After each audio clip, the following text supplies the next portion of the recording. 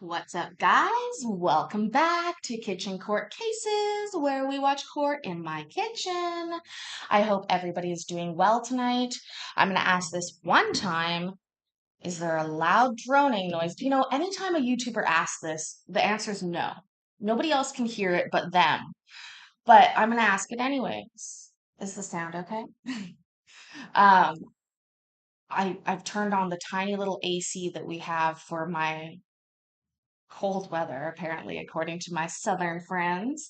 I hope you all are doing well today. It is Wednesday, July 19th, and we are going to watch a long TPO, my friends. Um, I need to thank my friend looking at legal stuff. Her and I worked together on getting this today. So if you're not already following her, please do that. That's super important. It was a very, very busy day today. Hi, Becky. Welcome. There was like count them two live chases that I just maybe had to watch. Um, it was a great day. It was a great, great day so far. So I think this is going to top it off. I would love to hear what you've had for dinner tonight. If you didn't like what you had for dinner, tell me what you wish you had for dinner. I haven't had anything yet. But again, it's very light out here. Like it's only 6 o'clock. My daughter just went to the beach to hang out for a little bit, so we're good. Let me just see if I have rambled long enough. I prepped this video that I didn't need to download it. And then I hit play just before I went live, just to double check, and it wouldn't play. So then I had to download it. And so we are 85% of the way there. So tell me what you've had for dinner.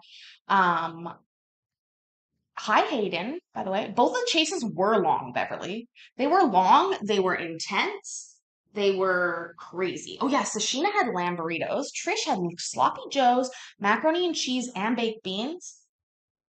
Girl, you sound like you run a barbecue place. Vicky had Wendy's. Love it. We have Wendy's here. They are very inefficient at the Wendy's. Every time I go there, I just want to like help them. When you get there and you're just like, hey, if you like push up a little bit, you can take two orders at once and like do them.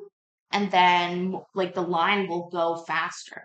It's actually how it was designed, but they don't prescribe to that sort of drive-through system at my Wendy's.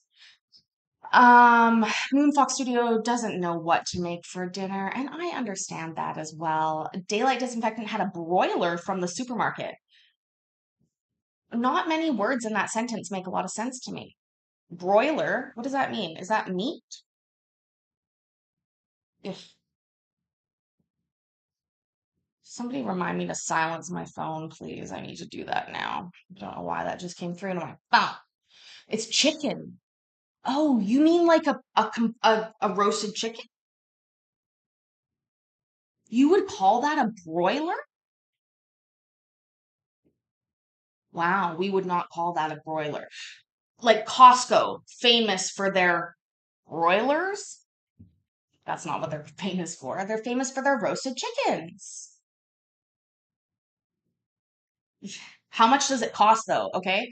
Because roasted chicken here, depending on where you went, Costco would be the cheapest, up to like the super expensive grocery store. You could be paying like, I'll convert to US for you, $22 for the chicken, maybe. Costco would be more like 10 or $12. That would be the cheapest. $8? Wow. Jesus Christ. You can't even buy two chicken breasts for $8. That's insane. I don't think you can buy one chicken breast.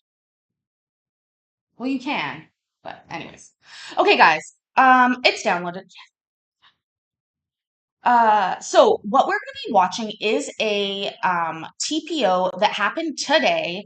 I was a little bit taken aback because they aren't always on Wednesdays, but you got to be on your toes. You got to be on your toes all the time. I'm turning my phone off right now, Sashina. Thank you so much. I'm serious.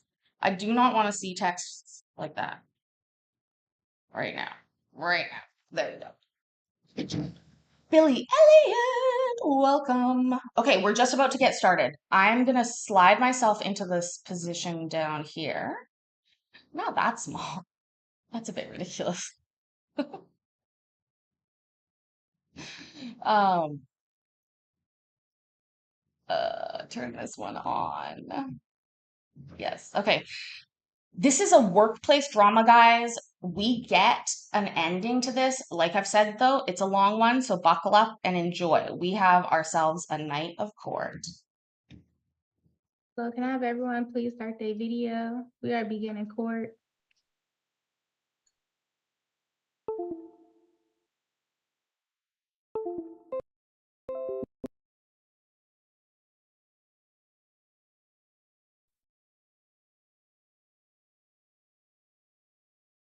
Miss Okay. James, I need you to start your video, I need the please. respondent. Yeah.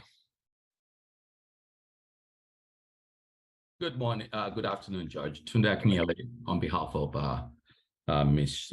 Jones, James, I'm sorry, I believe she has signed in. Good afternoon. We're just waiting for her to restart her video. Okay.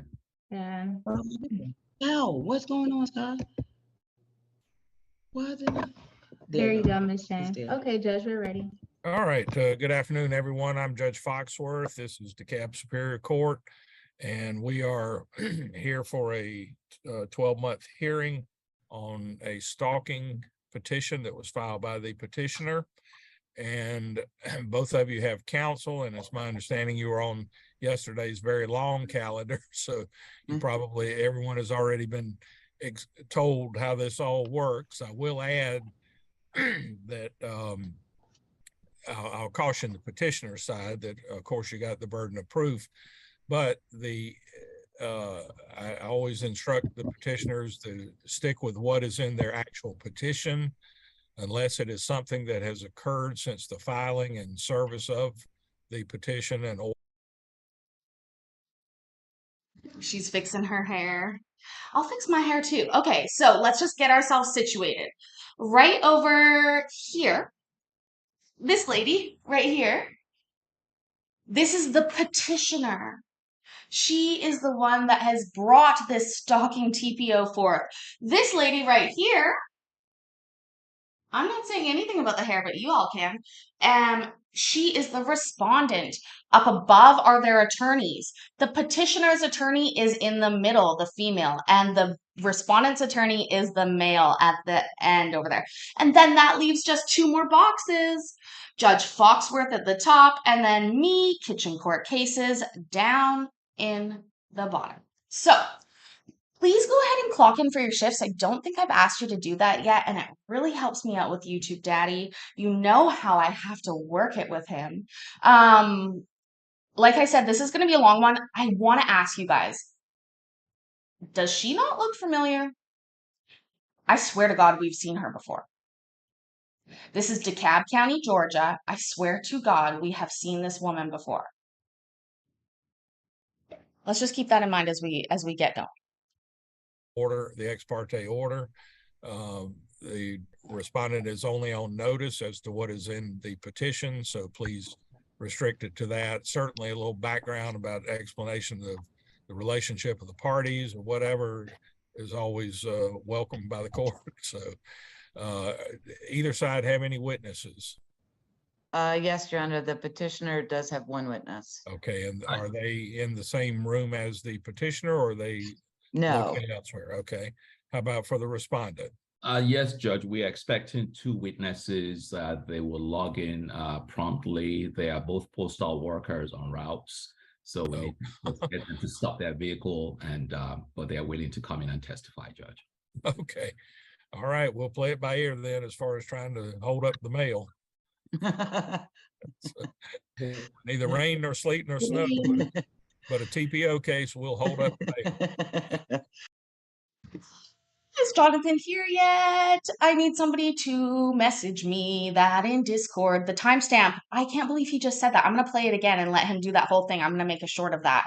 What is it? Neither rain, sleet, snow, or whatever. That's your US Postal Service message, right? So apparently these women are postal workers and they be fighting.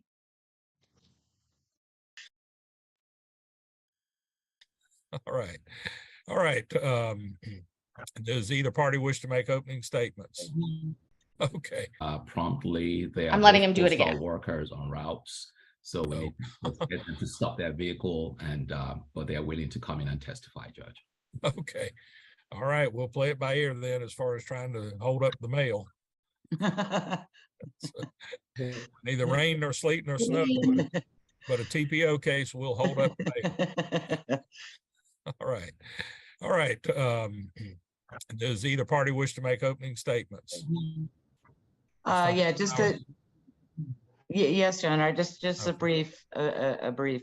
This is a stalking petition, and the relationship, the parties are actually co-workers, and since the service of the 12-month protective order, there have been subsequent communications by the respondent, and they've been nonverbal. So in addition to the incident that occurred as listed in the petition, we will be providing evidence and testimony as to subsequent contacts to establish the necessary pattern. All right, Mr. Akanyele. Yes, Judge. Thank you.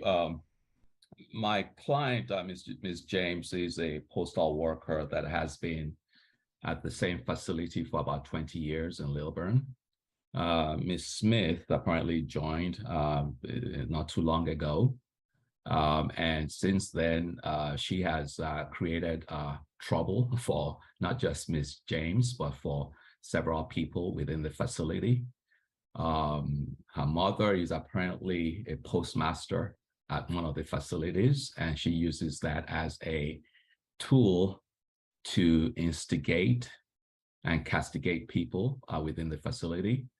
The evidence will show that she is actually the aggressor. She is the one that has been making threats towards Ms. James. And we believe that the witnesses, hopefully they'll be able to come in and testify. Will share to the court what exactly has been transpiring since Ms. Smith joined the post office, things that never happened for the years that Ms. James was present there. Thank you. All right, Ms. Feynman Sowers, you may proceed. You'll swear in your client, please. I'd like to, Ms.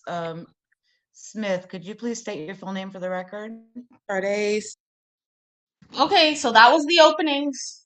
Ladies and gentlemen, we are off. That was opening, and now we are going on to the petitioner's case. Hope nobody went postal. Smith. Okay. And the testimony you're about to give today, do you swear or affirm that is the truth and the absolute truth to the best of your knowledge? Yes, ma'am. Okay. Ms. Smith, where are you employed? At Littleburn Post Office. And how long have you been at that location? In August, it will be a year.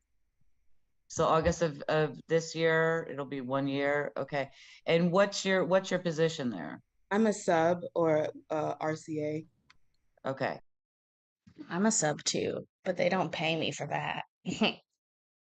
Also, thank you, Moonfox Studios. I love this dress too. It's super cute.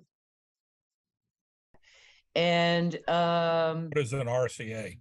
It's a sub. It means that you're not a salary worker. You work by the hour. Okay.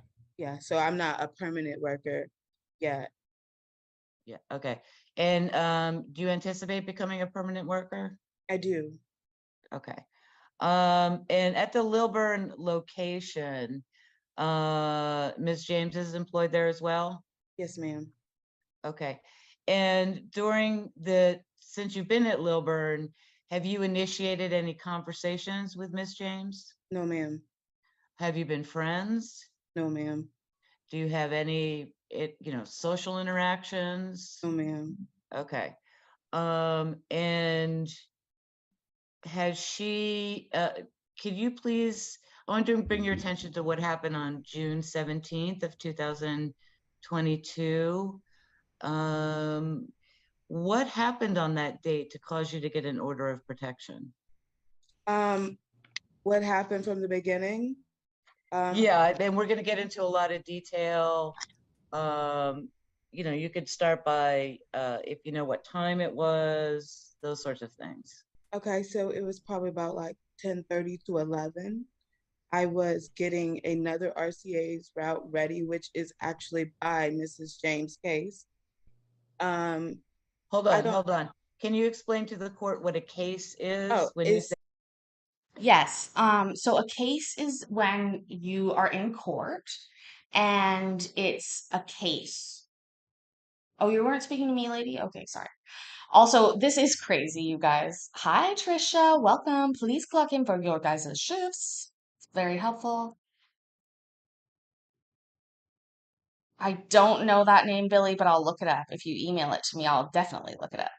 They getting a case ready? Okay, so case is basically your whole route from every stop that you hit to schools to businesses and everything. And we put all of our mail, maybe package markers, holds, everything that we do just to get ready to be on the street. So it's like our cubicle, if you would say. Okay, so you have a cubicle where you, organize all the mail that's to be delivered on your route? Yes, ma'am. Okay, so, and where is your case My located? case is located 2 down from the desk, which would be 3 down from Yonda's. When you say 3 down, do you mean 3 desks 3 down? routes. Yeah, 3 routes down. 3 routes, Did you all see that? I caught that. I was getting this to say thank you, Donna. How lovely of you. You're so great. Uh, oh, I'm glad to hear that, Sashina. I have a funny feeling that a few husbands might agree with that switch over, but I'm not going to encourage anybody to do that. Um, this is crazy. Where is this hair? I caught that. You guys, I caught that. It flew off the fridge. Probably wasn't even caught on camera. Wasn't caught on camera, Bucky. okay. So I was asking you about your case, okay, and where that was located, not about your route. Okay. So when you're organizing all your mail, you're in your case, Hmm. and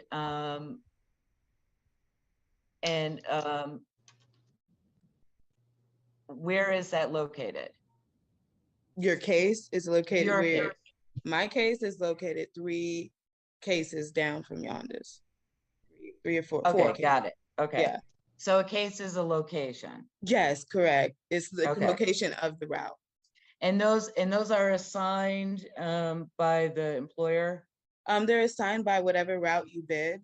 So if you bid on a route, that is the route that you'll go to. And as a sub, I'm on a hold down, but I don't technically have a route, if that makes sense. So wherever they put me, that's where I'm at.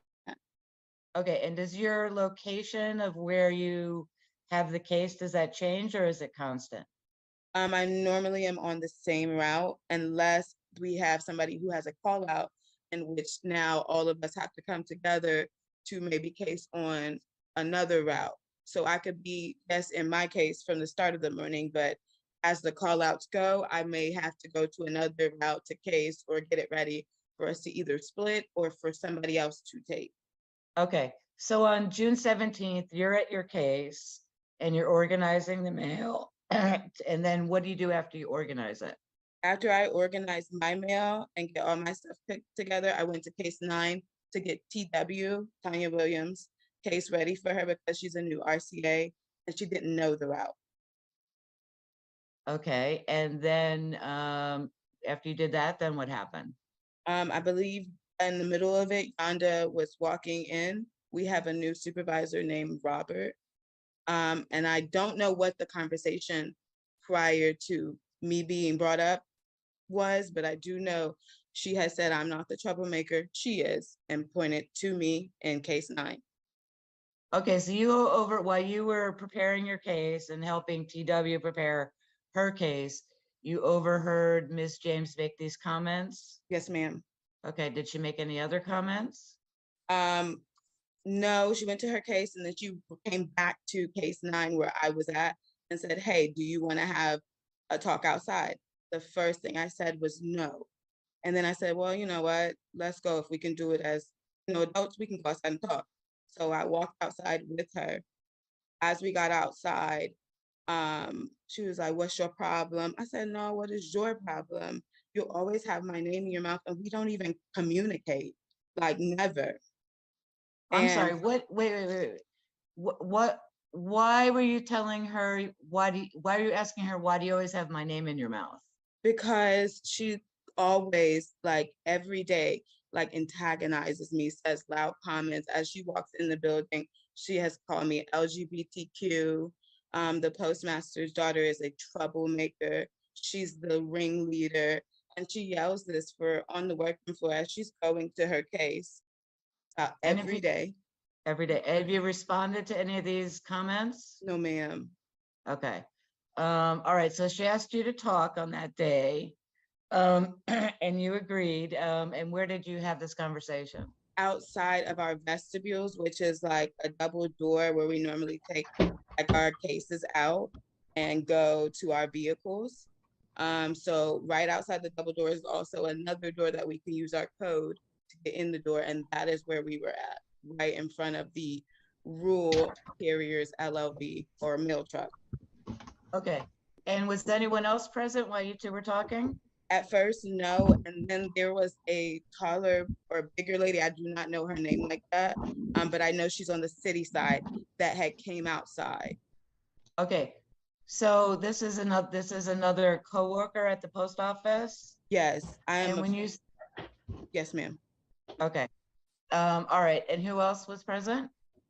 And so at that point, it was that carrier, Yonda, and then it's just me by myself. Okay. And what's the relationship between Ms. James and the other people present? They're friends. They go out, they talk, they drink. Okay. And so what happened when you're out there beyond the double doors? So we're out there and it's getting heated, and Miss James takes her 2 fingers and shoves my shoulder and then proceeds to be like, let's go out to the park. Here, take my scanner. Let's go to the park. I said, I'm not going to the park, ma'am. I don't know who you have waiting for me at the park. I'm not going to the park. She was like, oh, you scared? Let's go to the park. Let's go to the park. I'm not going to the park with you, ma'am. And she starts taking her chest and pushing it against my chest as if she wants me to like actually hit her back. But I did not make no actions to hit her back whatsoever. I'm sorry, I interrupted you. Go ahead. At that time, she was going off about my mother, talking about, you think you're all that, you're a bully because of your mother, where she works. Now, mind you, ma'am. How did her mama come into this? How did her mama come into this? I don't know. Hi, Georgia Peach. Welcome. Also, did you guys just seriously see this impromptu? First of all, this is impromptu. I'm doing this on the fly. Within seconds, I've created this woman's hairstyle, okay? Created her hair. Oh no, I went backwards this time. Shit, I didn't do it right this time. I did it wrong this time, but I've almost created her hairstyle. Oh, okay, now I've hit myself in the face. We just better keep going. I have never mentioned my mother to this woman. I have said that I've never spoken to this woman ever.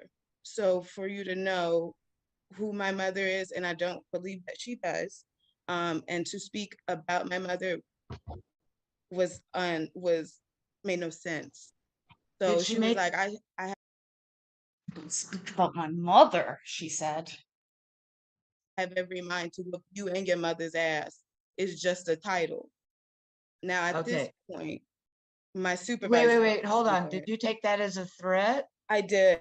I took that as a threat because I live with my parents. I may live at the basement of their house, but I live with my parents. I just lost my grandmother.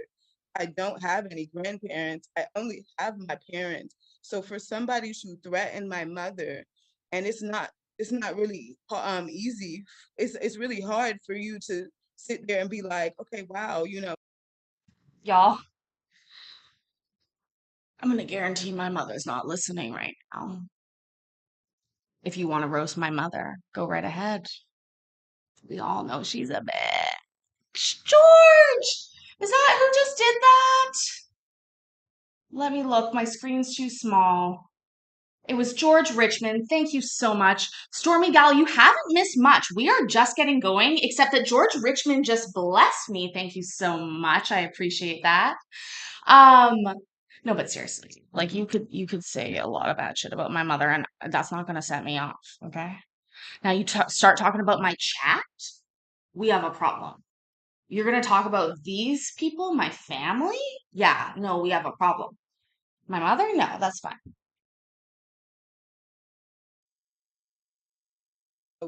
my life is my life, but my mother, I only have one set of parents. I only have one set of parents, and it's very easy to find somebody's address. So at that point, I was very fearful of my mother's well-being as well as mine. Okay, so after she's pushing your shoulder with her fingers, she's bumping her chest against your. I'm sorry, I have to stop. What adult is gonna fight about that? Like, would you not laugh? If somebody in my workplace was like, your mother is so stupid, I'd be like, cool. I really don't know what you're getting at here. Like, this is so odd to me that that would trigger somebody. Like, you work in a union environment, quite obviously, because neither of you are fired. So go ahead and report it. Do a fucking report. Like, what? Her chest. She's making these threats. You became afraid. What if anything did you say? I said, I said, you don't know my mother, but you always have been talking about my mother. Like, you know her, you do not know her. And by this time, which was about 20 minutes, I would say, Fody, which is my supervisor, and our new supervisor, which I think his last name is Copeland, but I don't know his first name, had came out there. But while they came out there, I'm walking back into the building. I am letting it go. I'm walking back into the building to get my case because they was like, go ahead and go to your case. So I am walking in the building. She is being held back by her friend, which I want to say her name is Sean, but I could be wrong because I don't speak to these people. So Sean, her, and the bigger lady were outside. Okay. So when you were out there, did you threaten her at all? No, ma'am. Did you cuss her out? Yes, ma'am. I did say curse words. I did say that. You did say curse words. Okay. Did any of the employees? Whoa, Allie B from Tennessee is here, and I'm just gonna tell you, Allie B, if you lived where I lived, I would say, yeah, it's the middle of July, baby. Kids are setting off fireworks. But you live in Tennessee, and I'm just not sure about the safety of that. Also, did you guys like me pretending that this was Sean and they were holding me back? Hold me back, Sean. Hold me back. I'm gonna get her. At the post office physically get between you and Ms. James? The only person who came out there that was physically in between was our manager, Fody, and he was just like standing like this. I don't know if y'all can get me, and just Miss James was on that side. I was by the doors, and he was just standing like this. But physically, no. The only person who was really being protected was Yonda because those were her people. I was sitting there with 3 on 1. Okay. And was Ms. Amy Moore present during any of this interaction? Not outside, ma'am, but when we go inside, she was present for what proceeded Okay. afterwards. I'm sorry. All right. So after about 20 minutes, you left. Did you at any time tell her to leave you? Actually, that's a great point. Guys, Please tell me in the chat right now about any workplace altercations that you have broken up. I was just thinking to myself, like, oh my God, there's like none in your thoughts. And I was like, yes, there are. And a few recent ones, actually. This is Bucky the Beaver, not Larry the Beaver. But I am cradling him. I recently heard from a friend of mine about an incident at work where he got called out and he had to throw down. And nobody got fired, but he had to throw down. He's like, somebody calls me out like that, I gotta throw down. I'm like, I like to laugh a lot, so that might not be me. Dana M, welcome. New here from Kay and Mikey. Well, Kay and Mikey, I hope you're doing well. We're a fun bunch of people. Just give us a couple hours and you'll learn to love us. Okay, Kirsten Olson has said she broke up a fight in the bathroom once, hair pulling and all, shaking your head, thought someone was gonna end up with their head in the toilet. Okay, that would be an ending and a half, girl. Now, did you break that up or did you videotape it? Because that's the question, really. Like, do you do one or the other? Larry is a different one. This one came from Donna recently. Larry was sent by Daylight, and this was sent by Donna. I'll take every beaver y'all have to give me. You broke it up. Okay, Kirsten is a better person than I am. Let that be known. Kirsten is a better person than I am because let me just say I've been known as a green stoplight, let's say. When there's a bad situation going on and I know that we should be stopping doing that situation, I'm very often like, "Oh, absolutely stop. Do not keep going right now." Like, yeah, I'm very much a green stoplight. You alone to stop. I said, I'm going inside. At that point, I didn't say, leave me alone. I just walked inside. Like, I did not say anything at that point. Okay, and what happened when you went inside? So I went inside. My supervisor, Cody, was like, get your route together. Let's go. I said, okay. I went and got my stuff. Miss James comes in and we have carts where we put like magazines that we get that we have to case and books, all types of stuff. And comes by my. Are they stealing y'all's magazines? I'm just going to say that right now. Why would they be getting magazines? They're stealing magazines.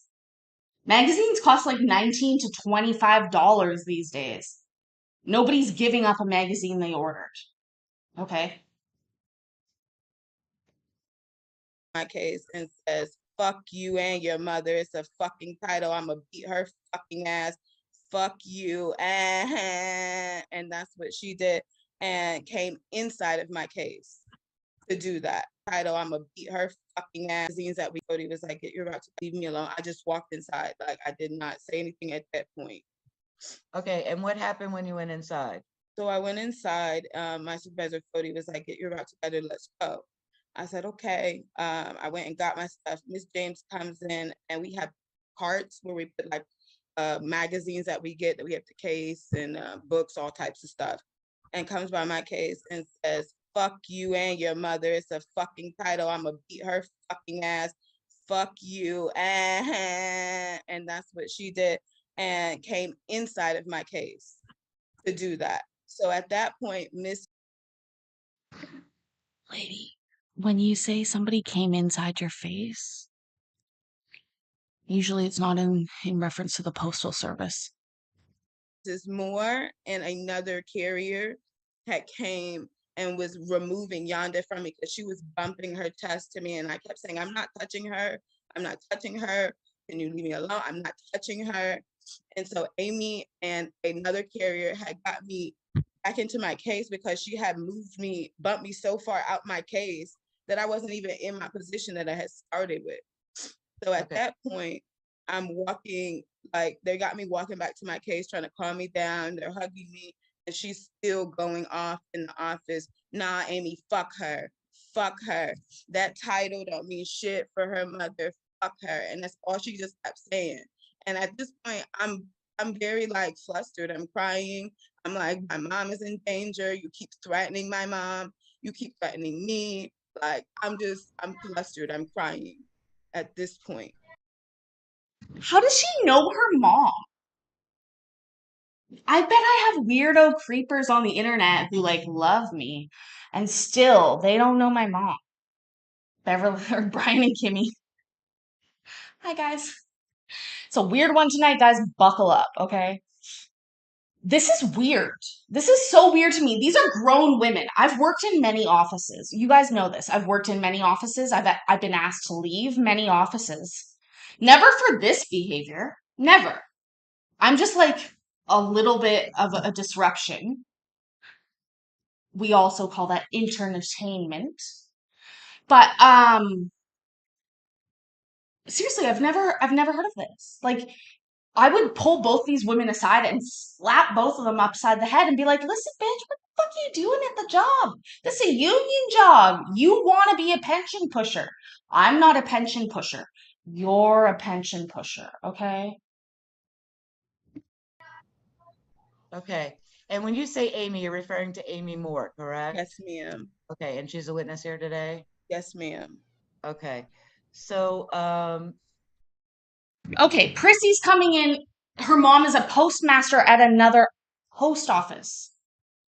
Seriously, though, shouldn't their internal processes mitigate the nepotism? Seriously. Kirsten, I've been fired a couple times. I'm not always saying I'm a great influence. Also, don't fuck people you work with. That is such a hard rule to learn for me. Seriously. I don't know why. did that cause you to to also fear for your safety, Yes, given the second interaction? yes, it definitely did. So as soon as I got into my mail truck, I called my union rep because she had put her hands on me once, twice, now 3 times. And I was fearful. You have threatened my mother all throughout this incident. You have threatened me all throughout this incident. So they always tell us to call our union rep because Okay. that was like the only thing I could do. Okay. And so what caused you then to go down and seek an order of protection? Because again, like I said earlier, I live with my parents. They're my only set of parents. And people, I don't know how she is because I don't know her, but I do know in this day and age, people are crazy. And I really feared for my life, my family's life. And it's like I said, it's not hard to find where somebody lives. So, and since I don't know this woman or how her actions is, and I do know from just word of mouth that this is not the first time she's done something like this to somebody, I was just looking out for my family and my protection and my safety. Okay. So after the court issued the order of protection, are you aware whether or not she was served? I never got a phone call saying that she was served, but I knew that she was served because my postmaster.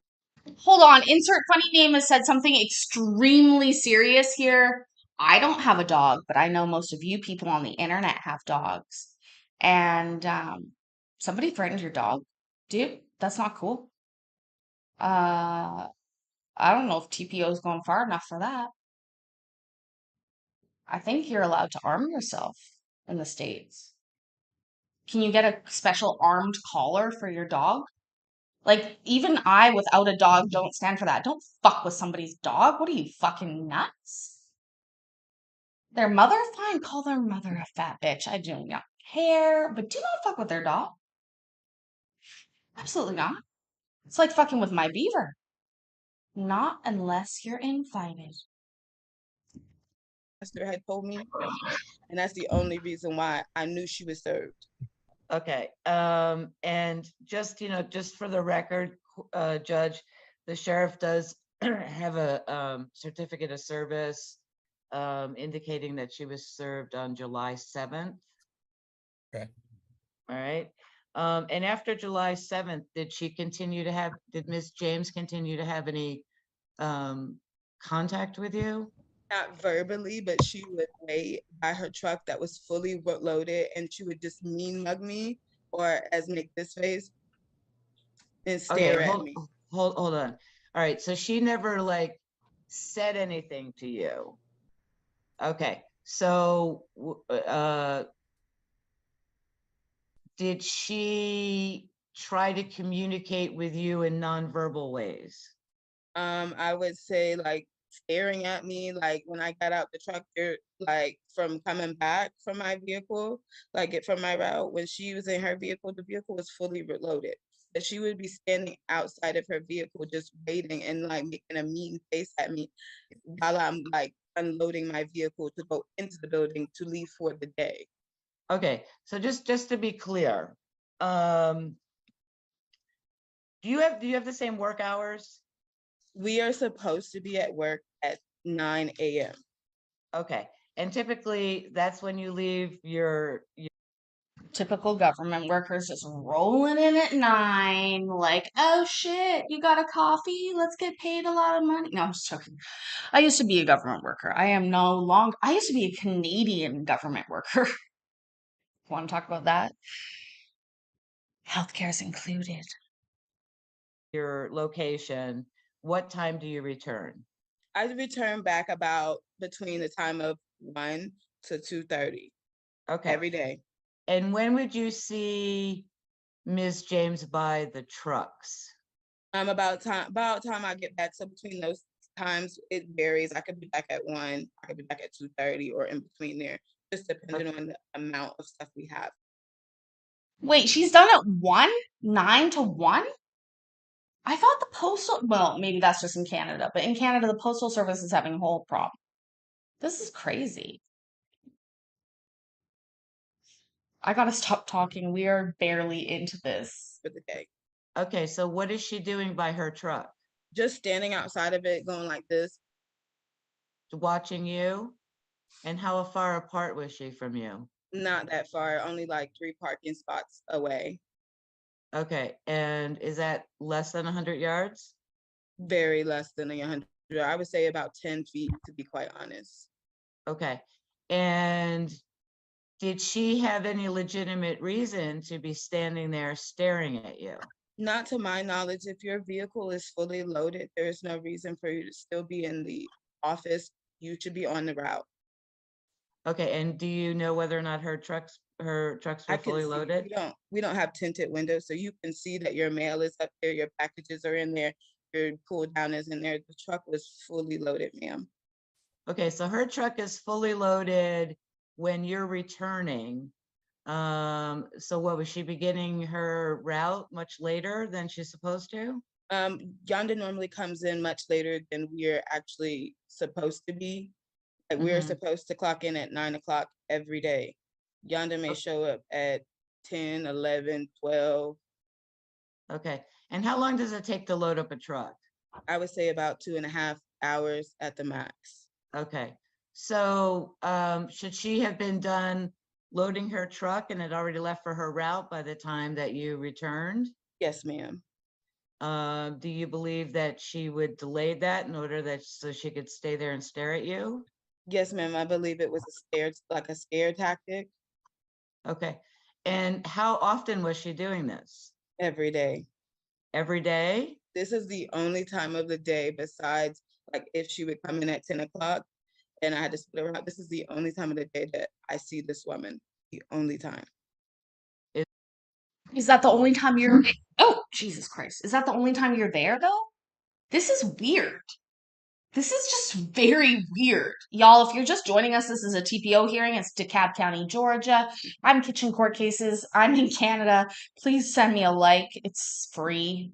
Is when you're returning and she's at the trucks. Okay. And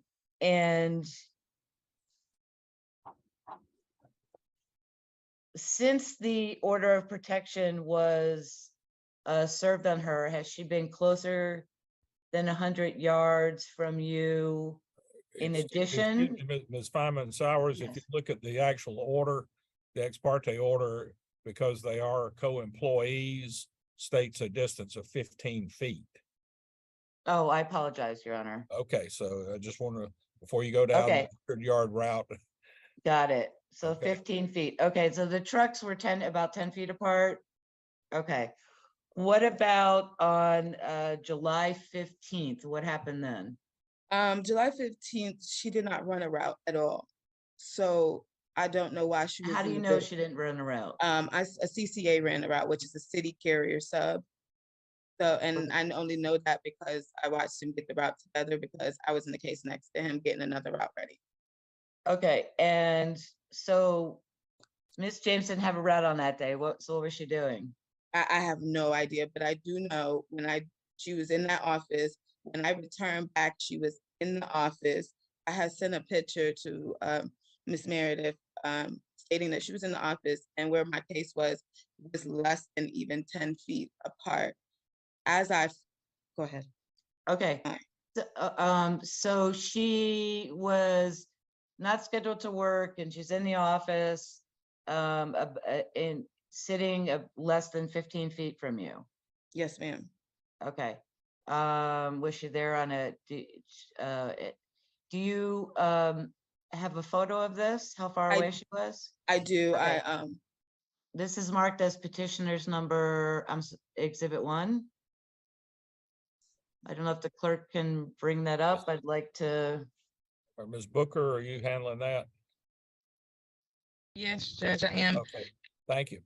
You're welcome. I'm sorry, which exhibit did you say? Number 1. Okay. 1 second.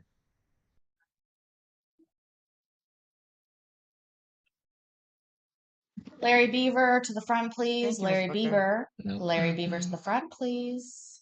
So that's the picture, correct? Yes. Okay. Let me share my screen. Hi, Morel. Where's the picture?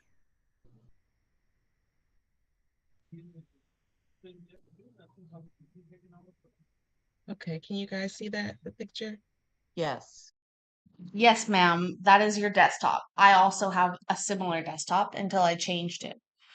What in the fuck is this picture? Y'all, that's not threatening. I'm sorry, but you're being threatening taking this picture. This is weird. Jerry, welcome. I think what started this was somebody sending a package to Kitchen Court Cases at her PO box, and they had a problem at the postal service, and they were like, "Who's Kitchen Court Cases? Is she amazing? Yes, she is." And that's what happened.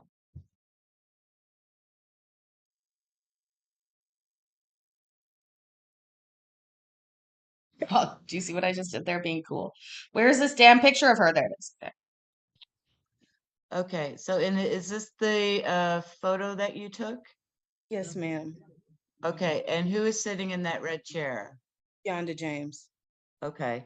And where are you in this photo? If you could see the little metal case right here at the edge of the photo, my case is right in front of it.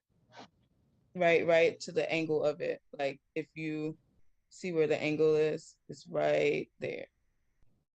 Okay, so you were then sitting almost directly across from Miss James? Yes. Okay. And how much of a distance would you estimate that to be? Not far of a distance. I would say about, if anything, 11, 10 feet, not far. Okay. And does this photo fairly and accurately depict what you're claiming it does? Yes, ma'am. And did you make any alterations to this photo? No, ma'am. Okay, Your Honor, I'd like to tender this photo into evidence, if I may. Any objection, Mr. Akinyele? No objection, Judge. All right, admitted without objection. Okay, I'd like to publish it to the court. Been published, lady. Smith, I did want to ask you, Are we through with this exhibit so we can take this down? yes, I'm sorry. Yes, Your Honor. Thank you. Okay, so, and you're asking the court to extend the 12-month order of protection, correct? Yes, ma'am. Okay, I don't have any further questions. Based on that photo? That's your evidence? Do you guys see how much is left of this case? More than is over here, plus all the way over here, and I'm walking into my wall. You can hear me walking into the wall because it keeps going. Crystal, welcome. Also, Chris, you can send me anything you want, and I would love to get it. Um, I This is a crazy case already. This is seriously already a crazy case. This is something to be handled at a workplace with HR. First of all, let me just explain to y'all. I think in America you know this, but perhaps in Canada people don't know this. But HR is not your friend, okay? Human resources works for the company. They don't work for you. They're not going to help you. So that's not where you go for help. You come here and we'll tell you what to do. Questions, Your Honor, at this time? Mr. Akinyele? Yes, Judge, thank you. Ms. Smith, you testified that you started in August of 2022, is that correct? Yes, sir. Do you remember exactly what date? No, sir. Okay. All right. So you started as a substitute worker, is that correct? Yes, ma'am. Yes, sir. An hourly employee. Yes, sir. And your goal is, as you testified, is to become a full-time employee. Yes, sir. And your mother supposedly is a postmaster at a different post office, Yes, sir. right? And so if Miss James were to be fired, you could get her position. Objection, relevance. This is Quite irrelevant. Quite relevant. Well, It doesn't. hold on, ma'am, hold Okay. on. Once you hear the word objection, everybody be quiet except for the lawyers. So what was your objection is on relevance or? Yeah, why is it relevance and Yeah, you know, her relationship? goes to motive. Motive. I'm sorry. Motive is always always admissible, Ms. Feynman. Is it also speculation though? That's as to Yes. she's not in charge of who does the I hiring have and on firing. cross, Judge. I'm just asking whether or not that would be something, and she can answer yes or no. I think it's speculation. I'm going to sustain the objection, but on a different ground. Yes, thank you. All right. So, Ms. Smith, you went and applied for a TPO on June 21st of 2023, right? Yes, sir. Right. And you swore, you made a verification where you swore that what you presented is true and accurate. Is that correct? Yes, sir. Right. And you listed the respondent's address in Lithonia, DeKalb County. How did you obtain the address? Google. Okay, Google is how you obtained it? All right. Yes, sir. And you listed yourself as your year of birth of 2023. Is that accurate? Mike, I can't hear you. Say it one more time. Yeah, I missed the last part of that too. Yeah. I said your petitioner's year of birth, you state that you're over the age of 18, but it lists it at 2023. Was that an error? That probably was an error because Okay. the sisterhood helped me fill out the paperwork. So I could say that would be an error, sir. Okay, so on June 21st of 2023, okay, so your date of birth is incorrect, is that correct? Correct. My birthday is 3/29/94. Okay, and Whoa! Hold on. Hold on. Hold on. She did not say 94, right? Does anybody want to guess what year my birthday is? Because it ain't fucking close to that. Wow! Shit, I look good. 94? That's not 31. Unless I'm way older than I think. Am I? 94 is not. I was born in 88. I'm younger and I look good. Sashina, thank you. And when I on was page 29, I'll tell you what I looked like. one of the petition, caption 3, it states that on or about there's a blank for the date. Respondent has knowingly and willfully committed the following acts of stalking. You did not fill anything out. You left everything blank. Isn't that correct? Is this the amended one? No, the original one. June 21st, and it was filed at 8:57 a.m. Correct. I did not know how to fill it out. And so when I talked to the judge, when I had my initial meeting on the 26th of June, she reached out to the women's facility to help me resubmit it because I didn't know how to do it. Okay, so you know how to read and write English, right? Correct. Okay, so you read this form before you filled it, is that correct? I read as I was filling it out, correct. All right. And where it states what the person did, you left it blank, is that correct? It came back blank. I had filled it out correctly, but I guess how my computer, my data is not up to date. So when I emailed it back, it did come back blank. But your name and everything else came out properly, right? Correct. That was already filled out for me. All right. And so it also states in item 4, in the past, on or about, again, blank, the date that the person committed previous act. That wasn't me. I was like, oh no, somebody's moving it. It wasn't me. Also, I usually date guys older than 1973, so I have to say, I agree. So following acts of stalking, you left that blank also, is that correct? Yes, sir, it did come back blank. All right. So you on page 4 of that form says petitioner was assisted by, it was blank. You said that some sisterhood helped you? Yeah, for my amended one, they helped me. The first time I had did it myself. So the first time on June 21st, you filled this out, right? Yes, sir. And there were no allegations of specificity against Ms. James, isn't that correct? No, not necessarily, sir. Ms. Akinyele, I got it the first time. That's 3 times, basically. She said she filled it out. That's technical glitches, whatever, it didn't appear.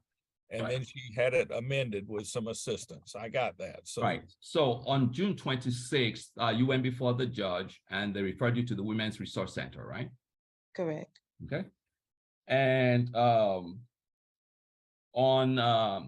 in the amended petition that was filed on June 29,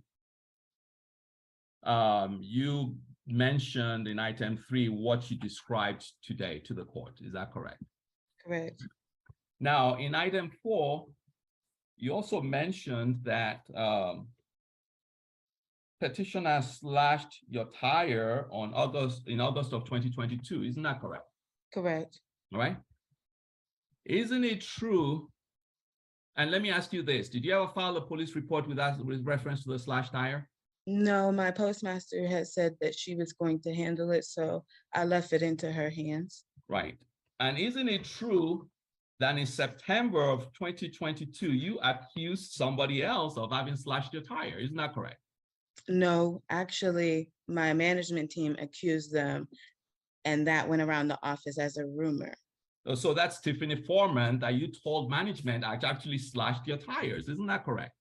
No, sir. I said that I don't know who slashed my tires. I said I have heard chatter about it, which I have. And then the rumor came about that Tiffany slashed my tires.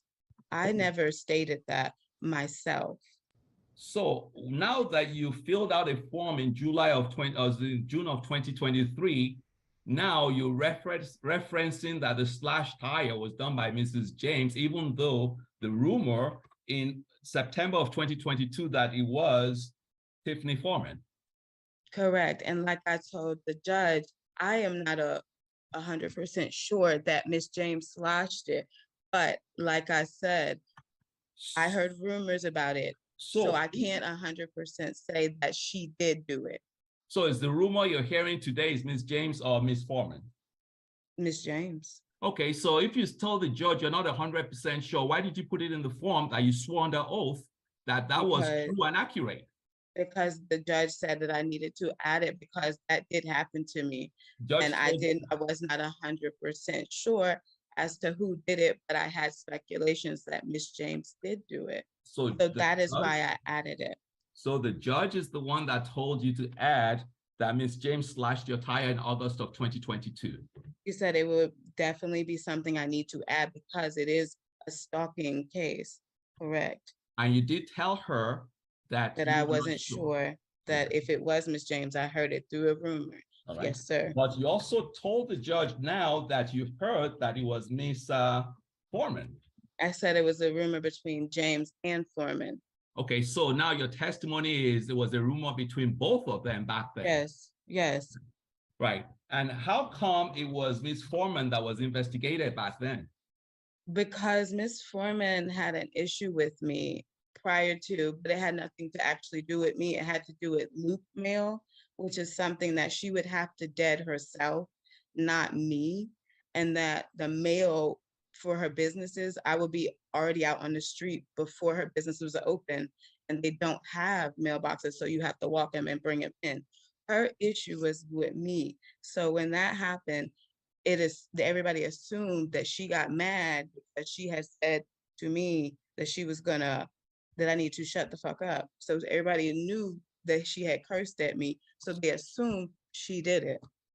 So I- everybody knew that you and Miss Foreman had an altercation around September of 2022? I would not call it an altercation, sir. It was a disagreement because if it was an altercation, we would have got loud and rowdy, but I did not get loud and rowdy because the issue was something that Miss Foreman had to do on her route. Okay. So, but you had this discussion with Miss Foreman to the point where everybody knew it and they suspected that she was the one that slashed your tires. Correct, Okay. Now this is federal property, right? correct. Video cameras all over the place. We do not. You do not have There is video one, cameras? there is one at the dock, and there's one right in the front where they have the safe. But for the parking lot, there is no cameras. And what was the outcome of the postal police investigation? I do not know. My Okay. postmaster never came back with information. All right. So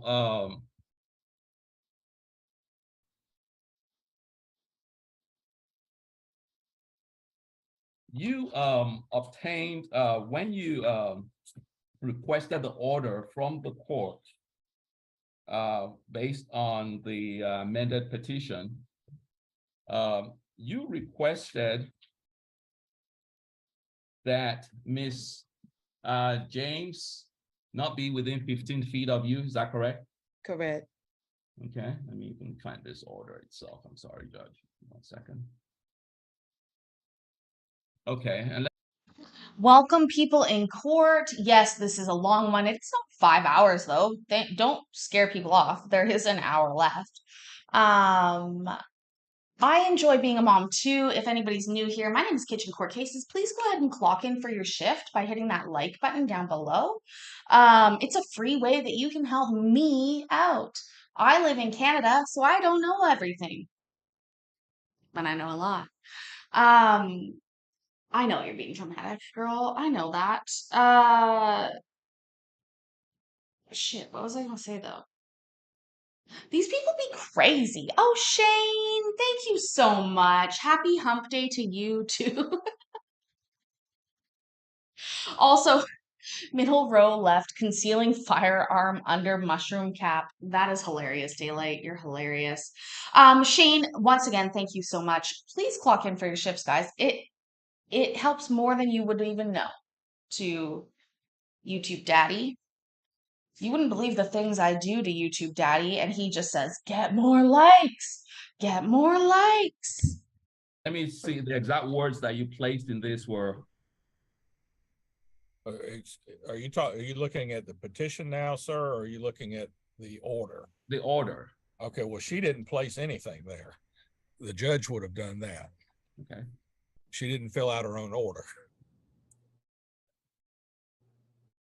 Whichever judge signed the ex parte order would have filled all of the blanks on that. Okay, well, let me ask our questions based on that. Okay. Did you tell the judge that you are requesting that the petitioner not speak to you? Correct. Okay, that she not gesture at you? Correct. That she not be in your presence? No, I just said next to me, like too close to me, but if we can say yes, correct presence. And you took that picture, which has been admitted as petitioners 1.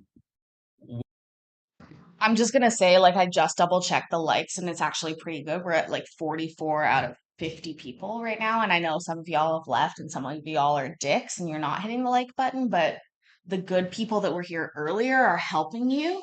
But you can go ahead and make it great.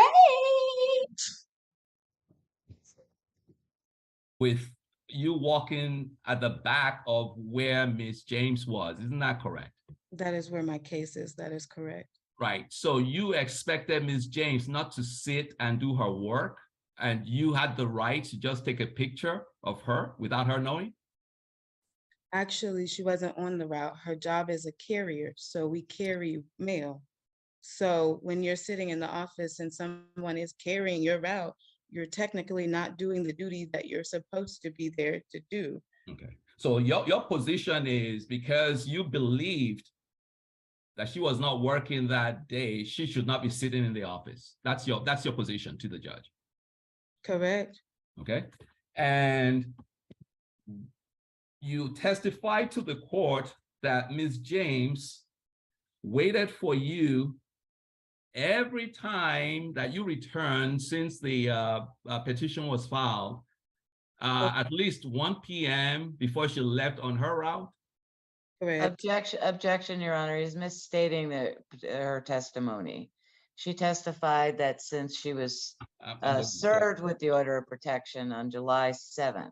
Well, he's allowed a thorough and sifting cross-examination. We'll see where it goes. Thank you. Okay. Just don't repeat. I'll instruct both counsel. I'm pretty good at hearing it one time, and then we can move on to something else.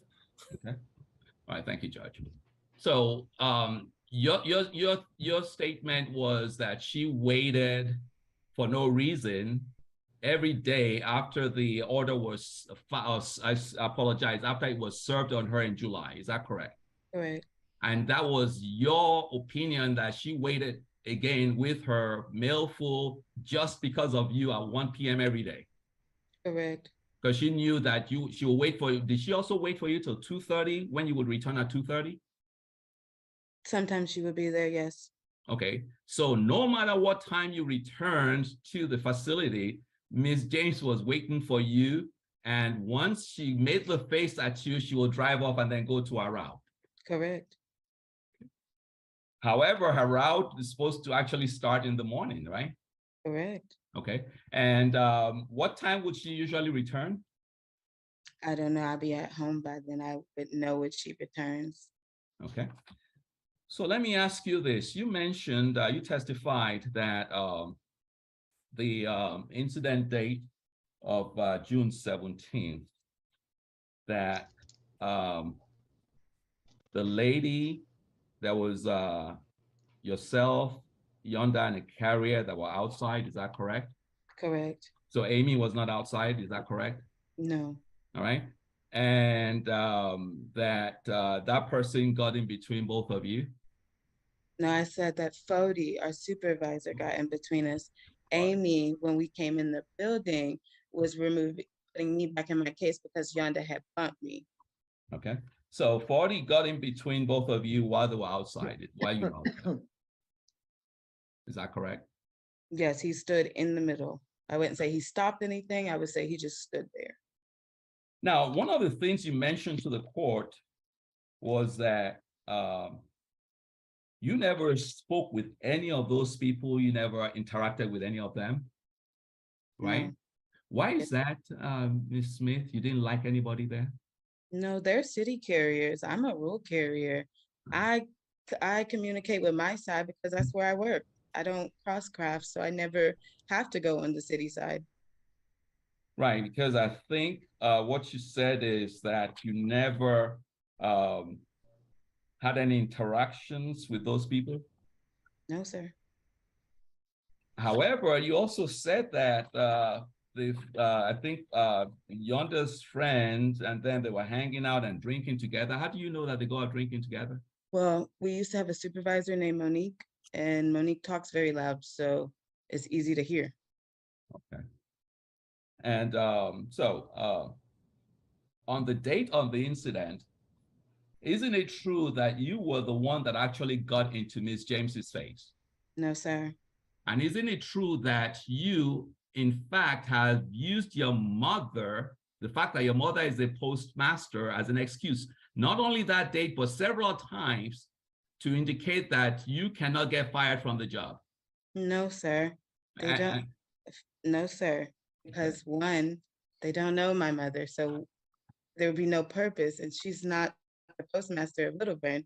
She doesn't even work in Little Bern, so there would again be no purpose to mention my mother. Okay, so why would Miss James be calling you a bully? I have no idea. Again, Yeah. I do not speak to your client, so I don't know. So you've never spoken with that that day, right?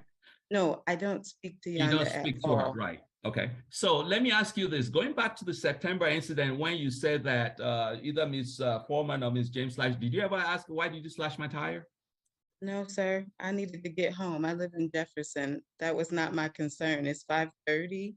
I got to get my tire fixed to get home. Okay. Did you ever take a picture of the slashed tire? I do have a picture of the slashed You did? tire. Okay. How many tires were slashed? Just one. Just one. Okay. So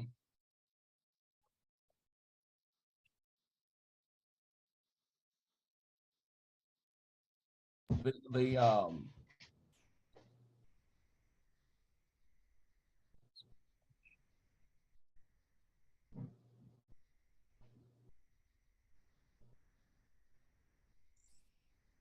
let me ask you this, Sir, are Miss you okay? James. Excuse me, Miss Smith. Have you ever sought any psychiatric or psychological treatment? No, sir. You don't have any psychological issues? No, sir. Asked and answered. All right.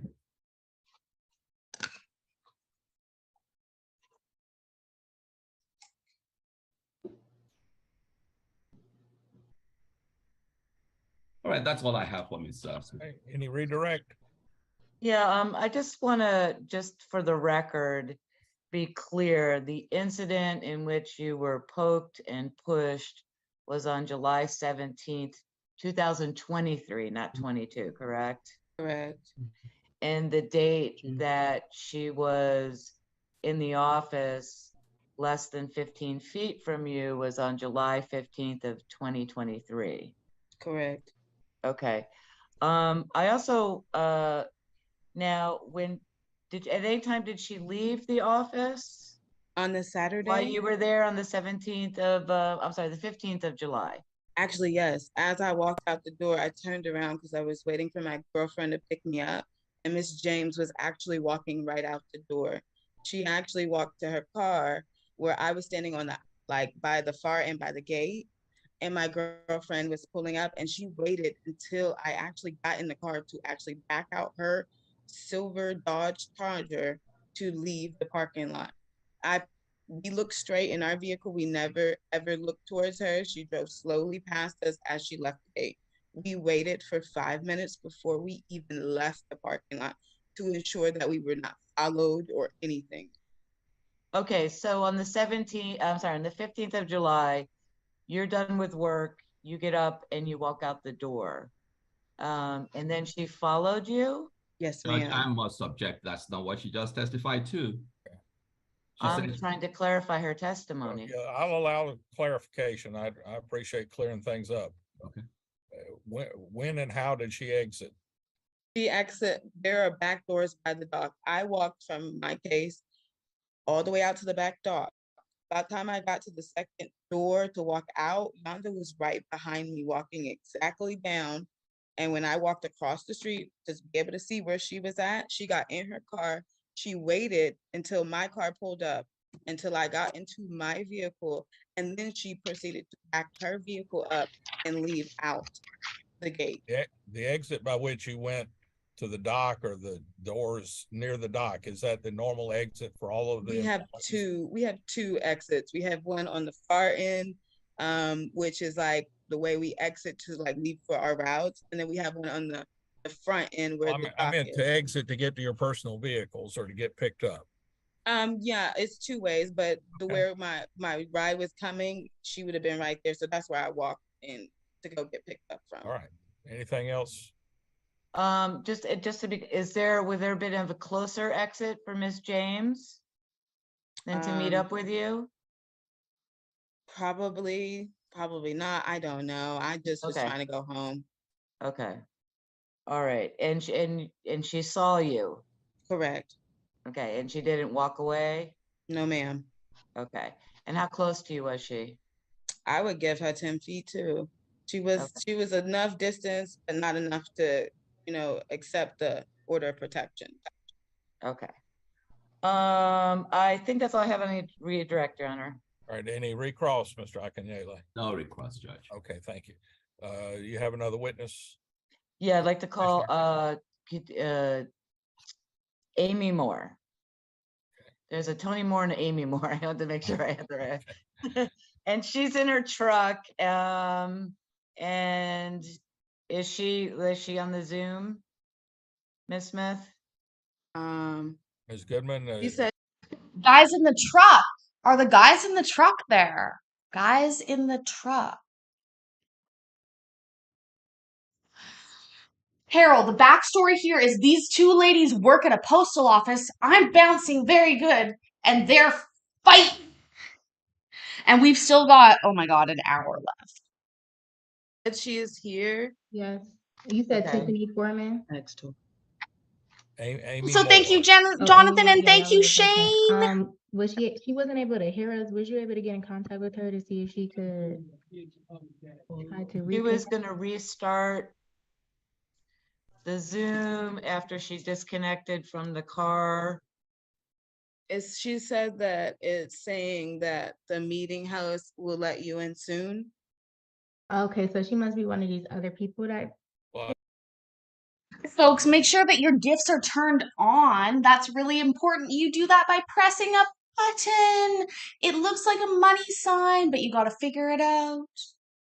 Because the people in here are the best. They gift memberships around. We do fun membership brunches. Oh, look at Abby's part of the crew. Billy, too. I love it, you guys. Make sure that you guys have clocked in for your shift. I'm dancing around the kitchen. Y'all think I'm kidding? Every time I get a subscriber, I dance. And when I lose one, I cry. In the past 2 days, I've only lost subscribers, and I'm not going to talk about it, but I've cried. I see a W here, Someone was- 07W. I'm sorry, Judge. Someone just let her in. It's the one where it's 07W23. She's Okay. I just saw her, but Can I you, guess can you hear us There now, she Ms. is. Moore? Is this Ms. Moore? Is this Ms. Moore? This is Ms. Moore. Yes, Okay, it so- is. Okay. Can you hear us, Ms. Moore? I can. I apologize. I was in my van. I'm sorry. No, just that all your audio issues are resolved. Yes, I'm here. All right, awesome. Thank you so much. Could you please state your name for the record? Amy Moore. Okay. And are you in the middle of driving? You look like you're preoccupied. Okay, I'm ready. I'm pulled over. Easy come, easy go. Jonathan Hart, part of my heart. Somebody who keeps me going. I appreciate you. And you're absolutely right. And like I said, I wasn't going to say anything because I don't think about it that much. I really don't usually worry about the losses of subscribers. I'm mostly thinking to myself, I'm glad that they sorted out that we are not a good match. I'm not a good match for everybody, but for some people, oh, baby, we can have a lot of fun. Okay? Apologize. Okay, thank you. Okay. And do you swear or affirm that the testimony you're about to give today is the truth and nothing but the truth to the best of your knowledge? It is. Okay. Where do you work, Ms. Moore? I work at the United States Post Office in Lilburn. Okay. And are you on the rural side or are you on the city side? I'm a rural carrier. Okay. And where were you on June 17th of 2023? I was at my case. I'm on Route 19. Okay. And did you observe any interactions between Ms. Smith and Ms. James on that date? I did. I didn't see the initial encounter. I just saw when it came into the building. Okay, and could you please Whoa, are you telling me there was an altercation that began outside and bust its way into a building? Almost like I just bust my way out of that building that I currently film my YouTube channel in? It's crazy. Guys, in Canada, you can't act like this at the post office. They'll fire you. You don't get to fight. Every time I've gone down to the post office, when I picked up Bucky, when I picked up Larry, when I picked up everybody, there was never a fight in the post office. This is very perplexing to me. describe what you observed when Jonathan, can we only hope that there was an auditor outside waiting who was able to audit the whole situation? they came into the building? I was at my case 19 and I heard some commotion, yelling. I'm not clear about what the words were. And as I turned out of my case, I see Mrs. James walking in the vicinity towards Route 13, where where Shar was sitting on the case inside of her case. So Okay, as just to be clear, when you say Shar, you're referring to the petitioner, Shar Day Smith? yes, Miss Smith. Okay, so you call her Shar. Just wanted to, just Sorry, so that we're was just, clear. I didn't know her as her last name. I apologize. Okay, okay, all right. So you observed I'm sorry, I interrupted you. You observed Ms. James I see Miss follow, James coming towards Route 13 case, wherein Shar is sitting sort of, you know, one part of her body sitting on the case with her legs sort of dangling, and it's getting loud. So I beeline towards both of them, where they're now face to face. Shar's outside of her case. Miss James is like they're right there at each other, like as if they're about to get the face off for a boxing match. I stand in the middle of them, calming both of them down, like, hey, wait a minute, calm down.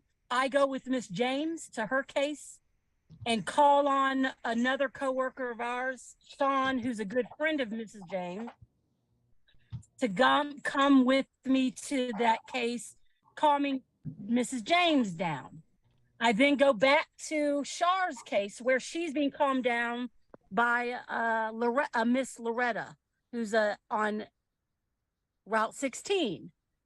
So you have, you know, one individual with Mrs. James in her case, one individual with Miss Shar in her case, and just trying basically at that time to calm both of them down. They're both quite upset, but again, I didn't hear the yelling. I didn't hear what initiated.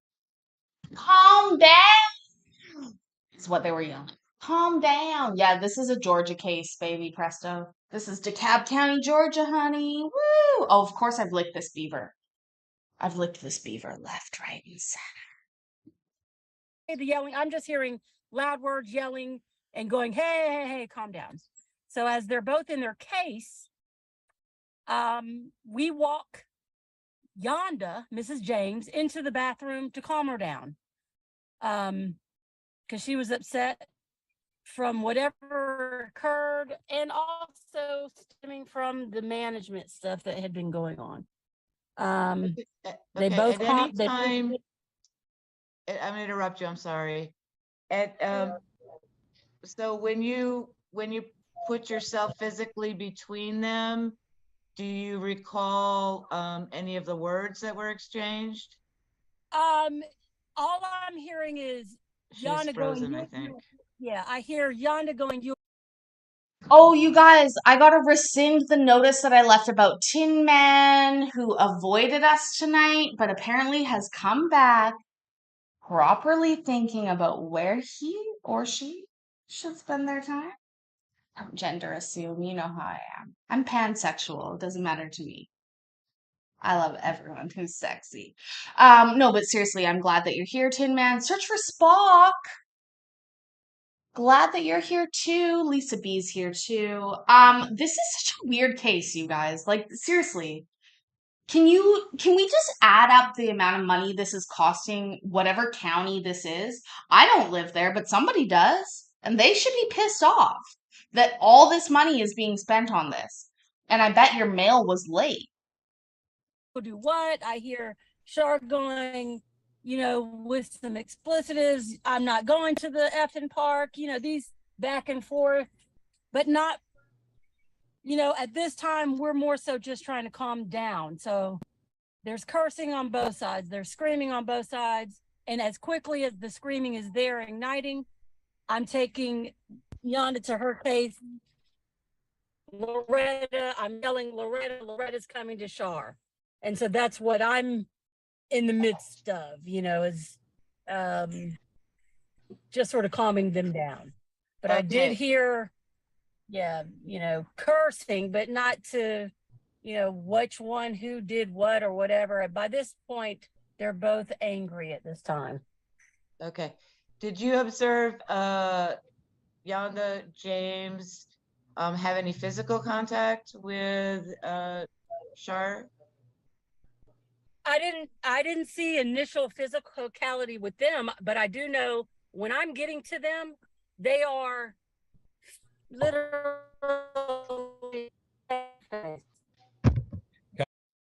Oh my God, Sissy, or Prissy, sorry, you're Freudian slip. We'll talk about that later. Prissy, yes, you've just made me laugh incredibly much. So basically, post office is like the cafeteria in Orange is the New Black. Oh, that is so good. Oh my God, seriously, I love you. Kind of broke up on the audio. You're breaking up, ma'am. Okay, can you hear me? Yes, now we can. You were getting ready to say how close they were or something. As I'm walking in, this is what I'm seeing, both of them that close. By the time I'm there, I'm in between them. So I didn't see Yonda push I didn't see her push Shar, nor did I see Shar push Mrs. James, because again, we're coming of them, we're getting to them like this. I'm coming in the middle to separate immediately, and they're going from case to case. Okay, so just to be clear, so you said that you observed Yonda James approaching Ms. Sharday Smith. When did you observe that? I see her walking from wherever the direction, like just say her case is over there. I see Yonda coming around to like the horseshoe.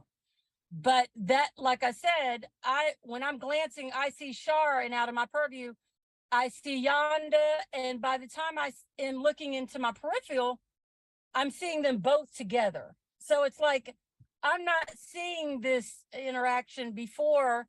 Like I said, it's like that Wild West Showdown where they're standing in each other's space, and we're yelling to those to help break them, in the sense of breaking their vicinity together apart.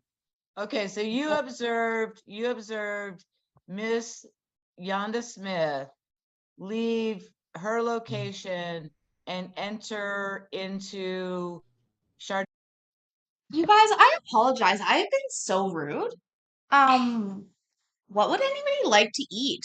I just got an order into the kitchen for a spinach spinach pizza. So I'm gonna pop that in the oven, even though it is right now. So let me know what you would like to have in the chat.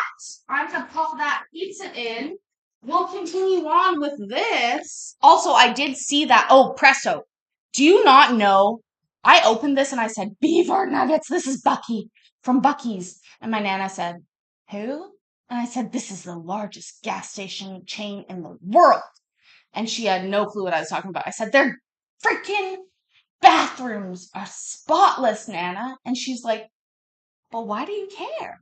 And I'm like, I don't know why I care, but I want to try the brisket so bad. Smith's case location. I see her coming into the direction of where Shar's case is. Okay. She doesn't get to the case because because before Yonda could even get to a case, Char's out of her case, and there's APCs on the long where they have like buckets and, extra materials that are ours. They're already together by the time I'm coming. I mean, that's how quickly it went from you hear words being exchanged to literally these two are being broken up and they're being taken to their cases. One by Okay. myself, Sean, and then Loretta. So I have a Sean Okay. coming to assist. So just again, to clarify, you when this all started, the parties were in two separate places. You saw Ms. James walk That's towards an Ms. answer, Judge. That's been, I've gotten the picture 2 or 3 Okay, times thank ago. you. All right, I have no further questions. All right, any cross-examination? Yes, thank you. Ms. Moore, Yes. and I know it's hot out there and I apologize, I'll be brief. Okay. You stated that both parties looked like they were in a boxing match.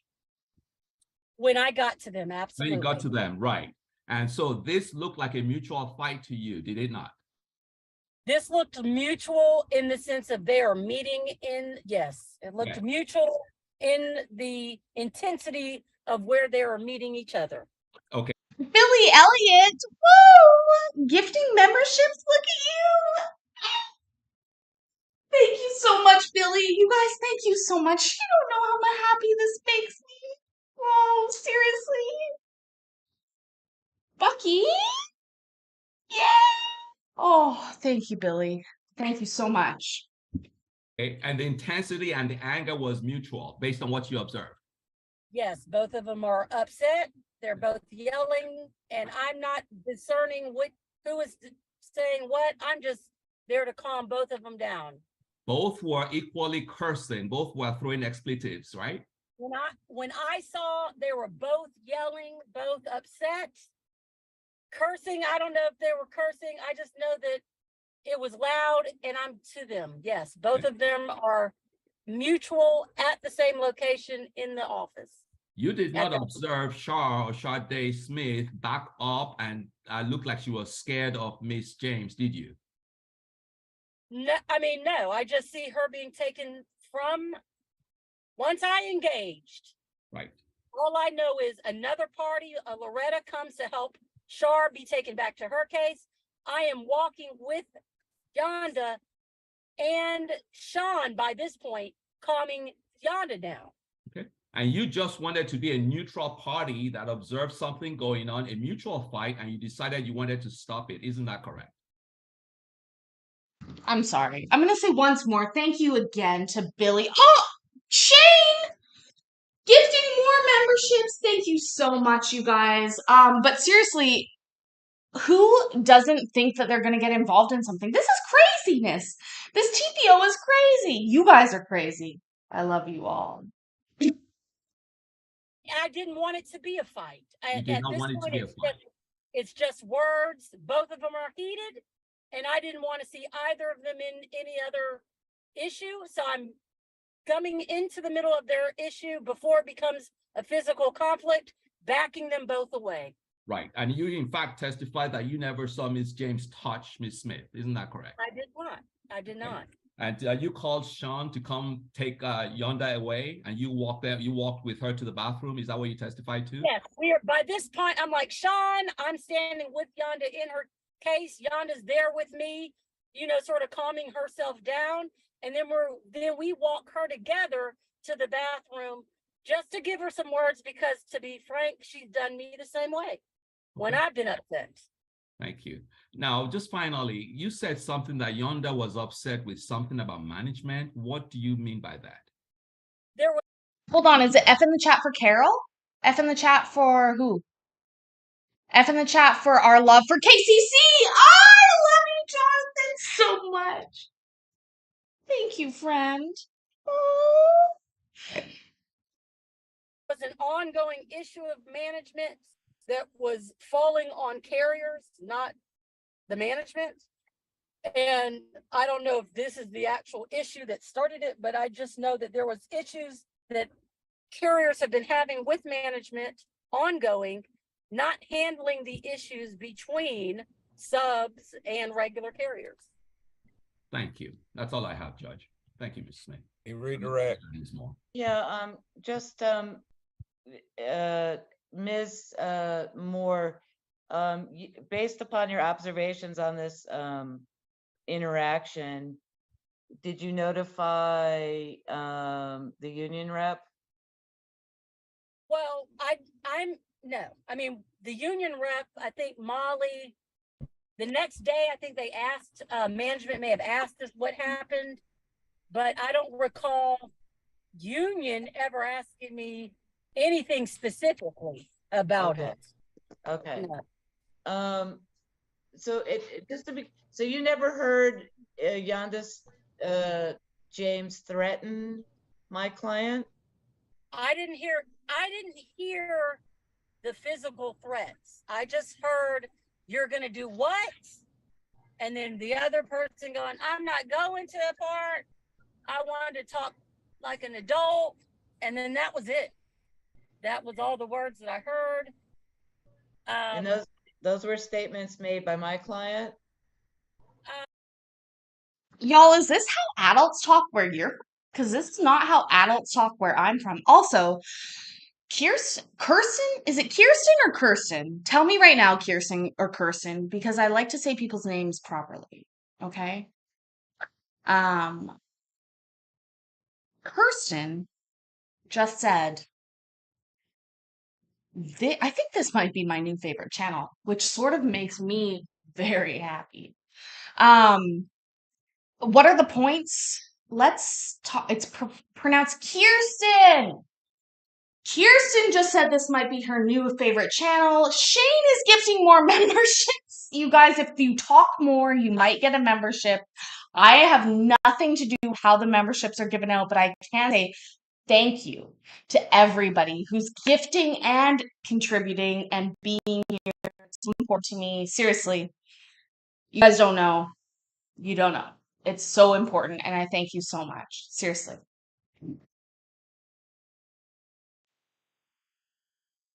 Now play the damn video, Kitch. It was sort of like in the chaos of both. They were both yelling at this time. When I saw them, they're both yelling. And that's when I'm hearing, that's what made me come out of my case.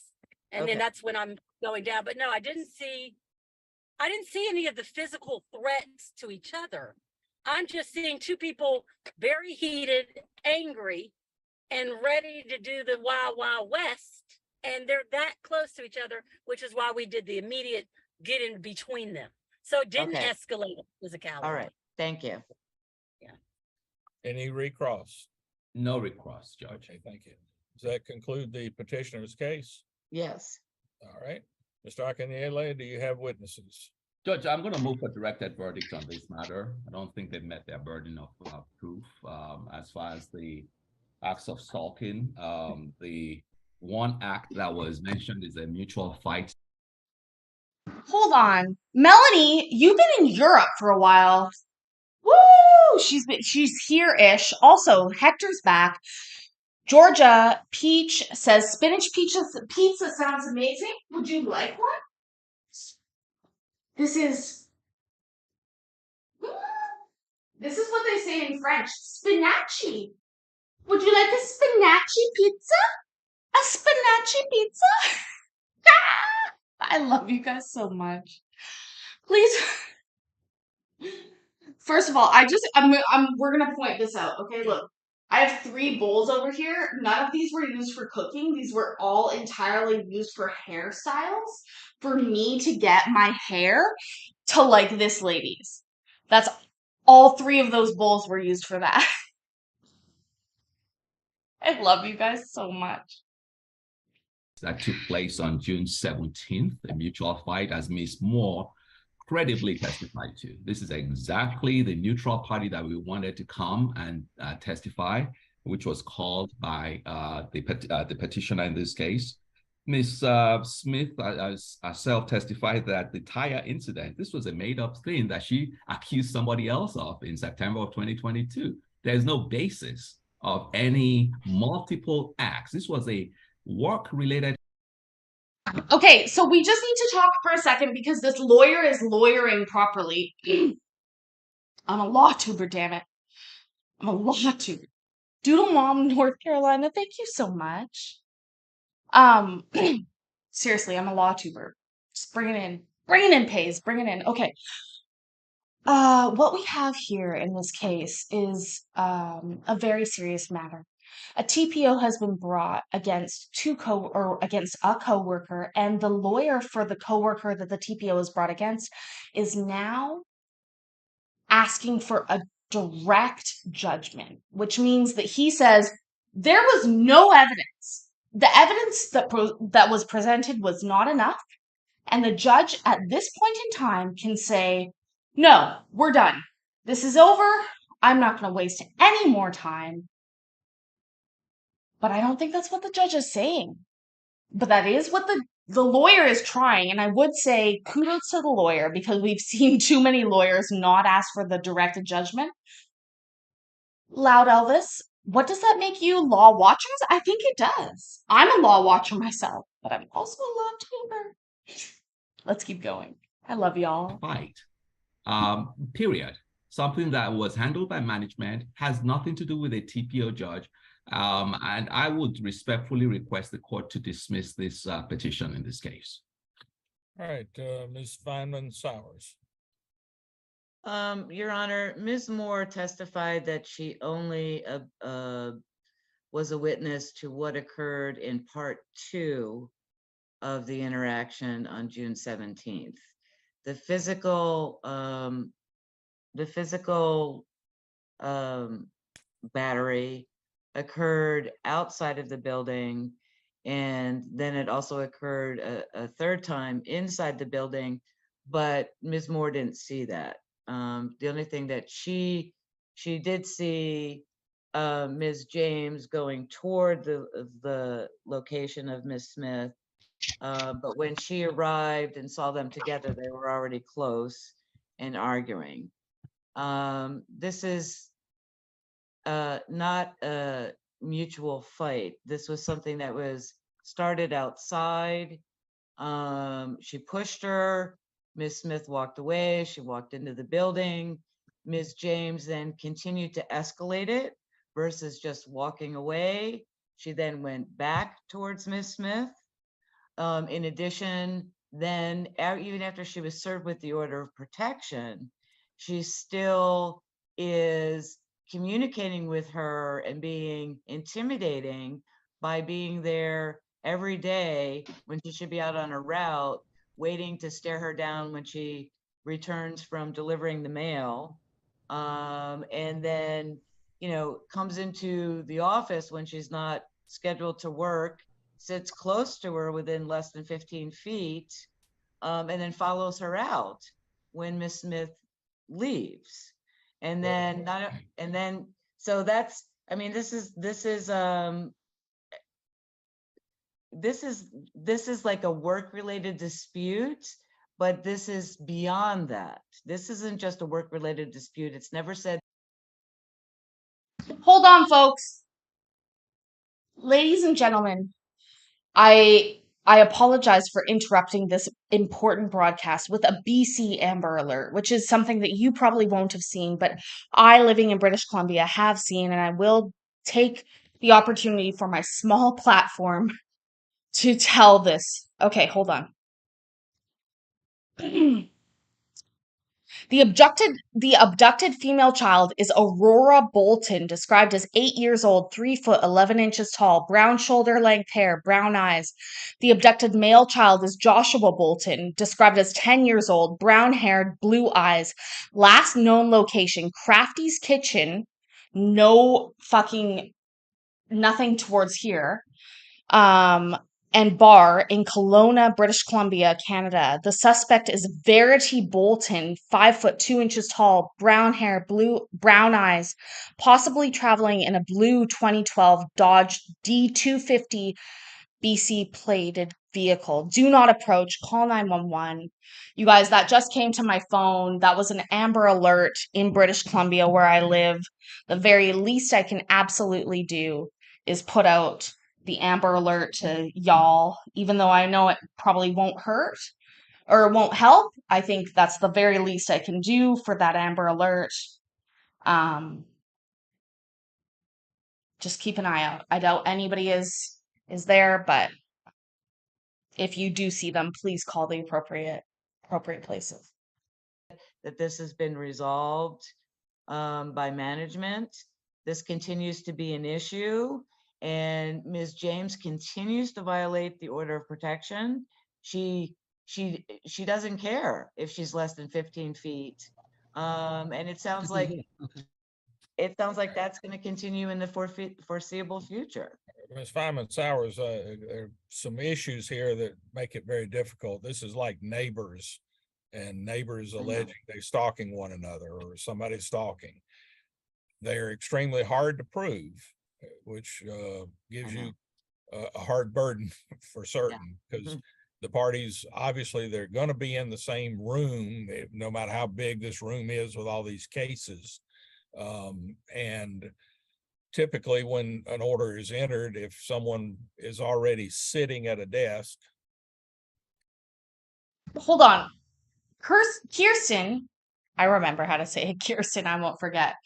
Kirsten has said that she gets so many Amber Alerts that they don't even pay any attention anymore because that's bad. You know that's bad, but when your phone goes off 5 times a day, that is insane. This Amber Alert went out earlier today. I ran into my daughter's room and I screamed at her, "There's an Amber!" And she's like, "Yeah, okay." And I'm like, "Well, you're my only audience right now. You know, nowadays I've got you guys, so I can send it to you. But when we're offline, it's just me and her. So I just run into her room and I say, which is not helpful. God, I'm such a stupid idiot. And a person who is the protected party walks by the desk, you can't then use that distance, whether it's 10 feet, 8 feet, or 14.5 feet. You can't then use that and say, oh, she's within my territory. Now, she did say earlier in her testimony that it was 3 parking spaces apart, not 10. She said 10 feet. Yeah, I don't know if you want to check the measurement, the width of cars and trucks and parking spaces, but that's well more than 10 feet to have 3 parking spaces. You know, the burden of proof here obviously is the petitioners, and the more important incidents, at least as you've alleged in your argument, are basically it's going to be the testimony of the petitioner versus the testimony of the respondent. So I'm not going to dismiss it at this moment, Mr. Akinyele. I'm going to let you present your case before I make my decision on the motion. All right, Judge. I'm not denying it, but it's extremely hard, and I'll. Okay, guys. So any lawyers out there who are watching me going like, "Wow, you know, law school is one thing, but KCC is another." Ask for the directed verdict anyways, regardless if you get it or not. Like, you need to ask because sometimes you can get the directed verdict. A directed verdict, for anybody that's just joining us who may not know, is a verdict where the judge says, you know what, you're right. The petitioner has not put on any evidence that would convince me right now that this person has stalked you. You know, stalking is the hardest one of all of the TPOs to get. And so, were you really, Hector? You were married to a lawyer? Wow. People tell me all the time I should be a lawyer, but what they really need to say is you argue a lot.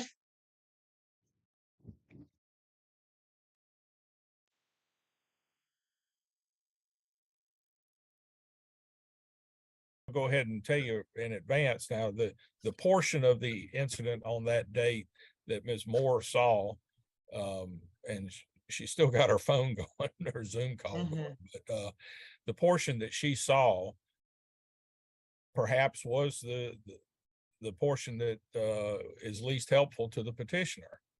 The fact that that the petitioner came out of her case to confront the approaching respondent sort of takes away the element of fear that is required in a stalking case.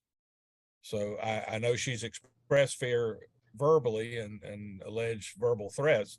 I'm not saying there aren't criminal acts that have occurred here for which the Gwinnett County Magistrate Court could perhaps issue arrest warrants, but that would be up to them to decide if she can meet the burden of proof on that. But I'm going to go ahead and hear from the respondent side. Hopefully y'all will be brief on this, and we'll see if anything else changes. All right, Judge. Can I check to see if Miss Tori Moore is in the waiting room? Yes. I believe this Tori iPad is her. I'll Please. bring her in. All right.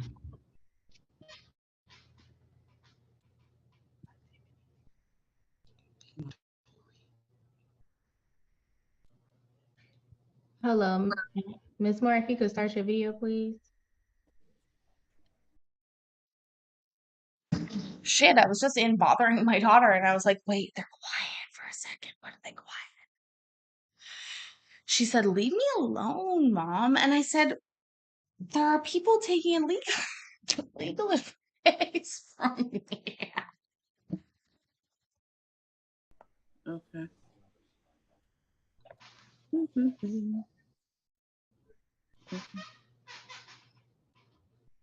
Good afternoon, Ms. Moore. How are you? I'm great, thank you. We are present in court and I'm about to swear you in as a witness, okay? Okay. Okay. Please raise your right hand. Okay. Do you solemnly swear or affirm that the testimony you shall give the court in this matter shall be the truth, the whole truth, and nothing but the truth, so help you God? Yes, sir. Okay. And please tell the judge who you are. Tori Moore Okay. Where do you work? at the Lilburn Post Office. How long have you worked for the Lilburn Post Office? 5 years. Okay. And what are your duties in Lilburn? Along with carrying mail, I'm also the shop steward for the city carriers. Okay. And how long have you known Ms. James? Since I've been there. Mhm. Okay, she was there already before you arrived, is that correct? Yes, yes. And how long have you known Sade Smith? I don't know her. I know she's been there some months. I don't know if it's been a year yet that she's been there, but I've spoke with her when she first started. I just kind of noticed she was moving really quick or whatever, and we had a few words. I was like, oh, you seem like you know what you're doing. She was kind of short with me, and she said where she came from. And I said, okay, well, you seem like you're gonna fall in well. So then that was the only conversation I ever had with her prior to that day. Did you see an incident that happened between Ms. James and Ms. Smith on June 17th of 2023? Yes, I heard it first, and then I stepped. It's because my case is right at the door. Okay. And so the door was kind of slightly cracked open, and so I heard the elevation of voices a little bit, and I'm like, because sometimes that can happen because the trucks are right out there as well. And so I heard it first, and then I looked through the window first, and I just was watching them first, and it seemed like it was okay, and then it started to get a little aggressive in body language, and so I kind of I had half of my body out the door and stepped out the door. Okay. When you stepped out, what, if anything, did you observe? Once I stepped out the door, Sade was like getting real, like you have these this body language, like you want to fight or you want to. She started, going towards her face or whatever, and I was like, so it stopped. She stopped because they looked back at me, and Yonda said to me that she's like, no, Tori, don't, it's nothing. I said, no, I'm not going to say anything as long as it stays to where y'all not going crazy, but I'm going to stand right here, is what I said. Okay. So, and they went on and it just got elevated. Sade got to insulting and using all this language. And Yonda is normally a person that would, and she is, this time I'm like looking at her, I'm like, oh Lord, because it is not going how I thought it would have. And then I'm like, oh, and I stopped them and I'm like, what is this all about? They're like, what are y'all solving? Because it sounds like the conversation is going in a loop and it's not, what are you getting out of this? And it was the back and forth with, they heard this, they said this, and I'm just like, nothing is being solved. Is it worth it? It's not worth it. And Sade, she just kept going with the insult. She got in her face, and Yonda had told her to get out of her face. She had her hands up and she told her to back up out of her face. She's like, I'm not about to do this with you. I'm not fighting you here at work. Okay. We're not going to do this at work. And so, but the aggression started with Sade though. And I'm just like, and for me, and I can be completely honest, Yonda is normally one that she will go off if necessary. And that day, it was definitely not that. She wanted to talk to her and solve whatever issue it was. And I don't know, because I don't know Sade. I don't even know Yonda personally. I know her from work.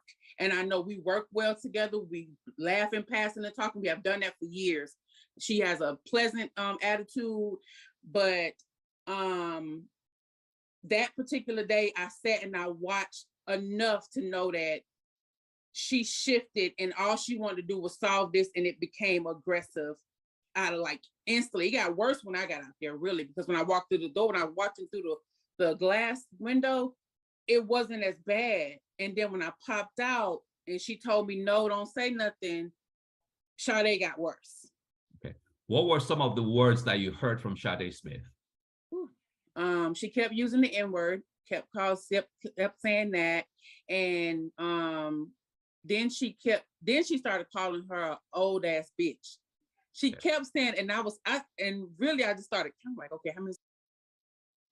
Listen, call me an old ass bitch, we have a problem. You can call me a lot of things. You can call me a whore, you can call me a slut, you can call me a hoe. But if you start calling me an old ass bitch, we got a problem, people. She's gonna say this. She got to about 4 or 5 times, I want to say, where she just kept saying that, and you here, you've been working here all this time, like you wasting your life away or something like that. Then she went to insult her, saying how ugly she was.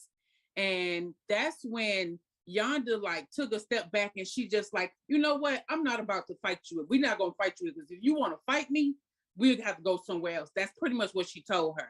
Not at my job. And because Sade was like in her face, and her, that it's some things you do with your hands, like you ready to fight somebody. And Yonda's trying to calm herself down. She just kept saying, ooh, ooh, ooh, and she just trying to calm herself down. And I'm like, oh Lord. And so I stopped them to ask what I asked, and it still was just aggression from her. She kept walking up on her. It was to the point where she walked up on Yonda. I'm still hanging on the outside of the door. Yonda's back was to me, and Sade came up on her. Now, mind you, they moved from one position to the next. And so Yonda's back is to me. And I said, if you swing, nobody's going to have a job. But she made a comment saying that if we fight, I'm going to get my job back before you. And I said, no, you won't. No, you won't. Who said that? Sade. Okay. And I said, no, you will not. And so when Yonda's back came to me, and I mean so close enough where I'm on this side. This side of me is in the door. My right side is outside, and she's on her back is on me, close enough where I could feel her. And I said, because I'm thinking to myself, if you swing at her, you're gonna hit me, or you're gonna bump her into me. And I said to them both, nobody won't have a job if I get hit. So we're not talking about who keeping their jobs, because all of this is unnecessary. And Yonda was like, don't gas. I said, I'm not gassing up. I'm just giving a fair warning. And then finally I stepped in and I went to get Yonda's, their friends and coworkers. And I said, I know she can calm her down and maybe walk her away from this. And when I went to do that, the supervisor finally, he knew they were out there. He finally. Nana's coming in and she's looking at me very, very suspiciously. Hold on. finally came out the door. And so, wanted to try to stop it after I got her friend out, and she was calming her down and walked her away. When they did that, Sade was on 10. She was yelling, calling her old ass bitch, old ass. She just kept saying that and kept talking about how long she'd been there and calling her dirty. I mean, how her mama would have never had a child that looked like her, because she went to saying something about her mom. Her mom was a postmaster at some office. I don't know what office it is. And she just got even like it was just crazy. And I'm like, well, dang, she really got extreme. Excuse me, ma'am. When you say she, we have two people. Sade, I'm sorry. Okay, Sade. please try to use names so I'm that we sorry. tell who you're talking about. Yes, Sade she got extreme when the crowd came out. With two supervisors, we had one that actually started that day. And so there's like these double doors, and she was into these double doors when they asked her to go back inside, Sade, to go back inside. And Sade just turned around and started yelling all this, I mean, the N-word. I mean, every curse word you could probably think of, she was spewing it. I can't say verbatim, but I do know she kept calling her old ass bitch. So did you ever see Yonda touch Sade at any time? No, the only thing she told her when she had her hands up, and to me that is like mercy, back up. She walked into her and Yonda pushed her hand. She never touched her, because to me, the way the aggression went, it would have went left if she had hit her, because that's what she went up to her face to do. Like they were like close enough to a kiss, and she had her hands up. She never touched her, like pushing. Sade, I'm sorry. Sade walked up to Yonda, and that's why they were close enough to kiss.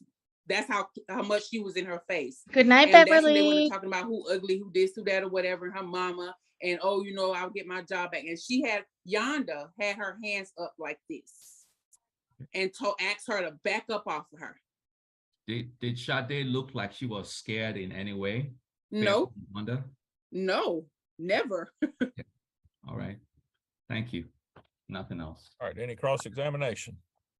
Yeah, I'm just curious, Ms. Moore, are employees allowed to yell and scream and curse and use the N-word in the presence of management? No, but I'm gonna tell you this much: management has done it, so that's a whole book. I'm sorry, that's a book. And so the thing about it is this was outside, and it was only me.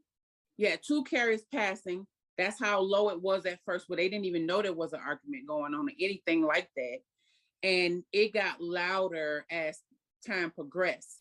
So they were out the door, and nobody really knew it. And you have a lot of hustle and bustle and hampers pushing. So people. Okay, thank you.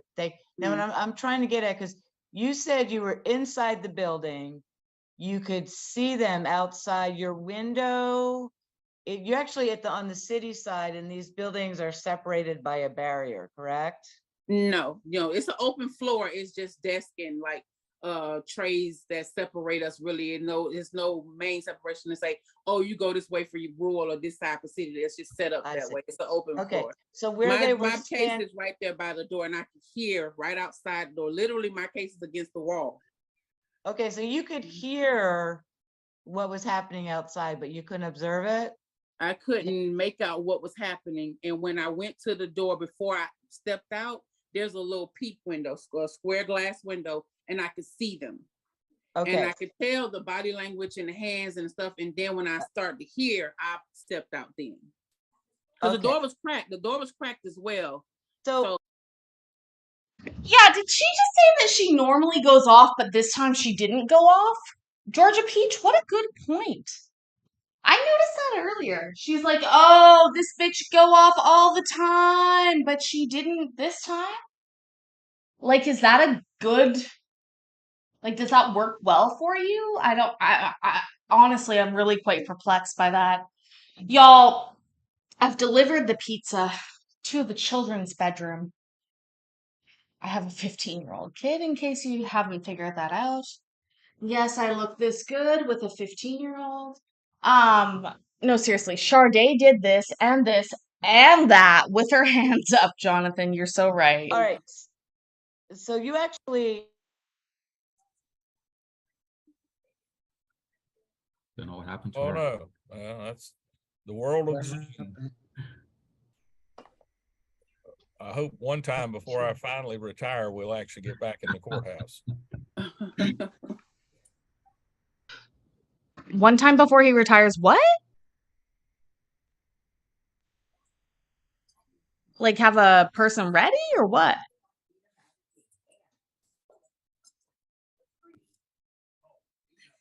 Also, if you guys getting your order in, I'll get you some pizza. You know the drill here. I deliver.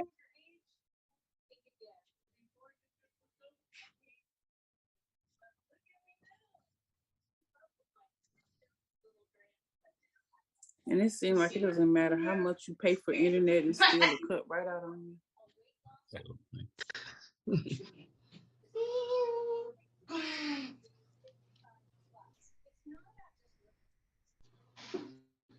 Ms. Goodman, Oh, any I left sign the of thing on. I'll Ms. turn it off. Steinman Sowers returning?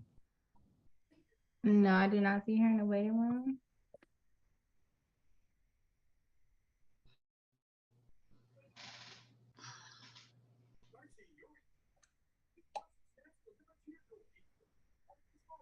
Do you by chance have a Actually, this is a great time. What is going to be the end result of this TPO? Do you think that there is going to be something? Also, the thing is bad to leave on, Hector. You're absolutely right. Oh, I gotta turn the oven off too. Tiffany Foreman in the waiting room? Ms. Goodman? Yes, and I see Miss Simon Cyrus back. I'm bringing her in. Okay.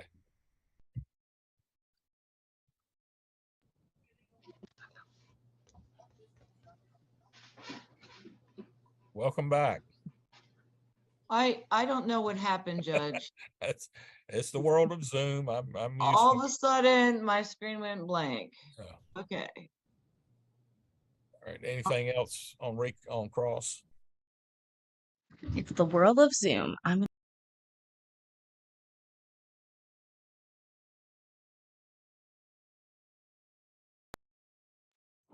gonna reply to my booty call while we all listen to this. No, I just wanted to ask Ms. Moore. So there were interactions that you actually didn't see, but you heard until you got up from where you were sitting working and you went to the double doors. No, I didn't go to the double doors. There's another door that's right there. Okay, so until you went to the door, so you heard a lot of yelling, and but you couldn't see actually what was happening until you got up and went to the doors, correct? They weren't yelling at that time. You could just hear. I can actually hear. It's like smothered conversation, but they weren't yelling because the door was cracked open, which we kind of leave it because the key thing gets screwed up, and so I can hear talking. I know they weren't yelling, but Yonda has an elevated voice, and Sade was speaking enough where you can hear something is going on. But I want me personally, and I think about my security too, what's going on outside. Really, what's going on outside? So, because sometimes it could be a bunch of people that are talking loud, argument or whatever happened, or they just yelling across the parking lot or whatever. So it was that. It really was me popping out just to hear, because they didn't sound crazy aggressive. I was really just wondering what, I could hear the voices, but what was going on. And then once I noticed through the window that it was a little more than just a basic conversation, that's when I popped out. Okay. Mm-hmm.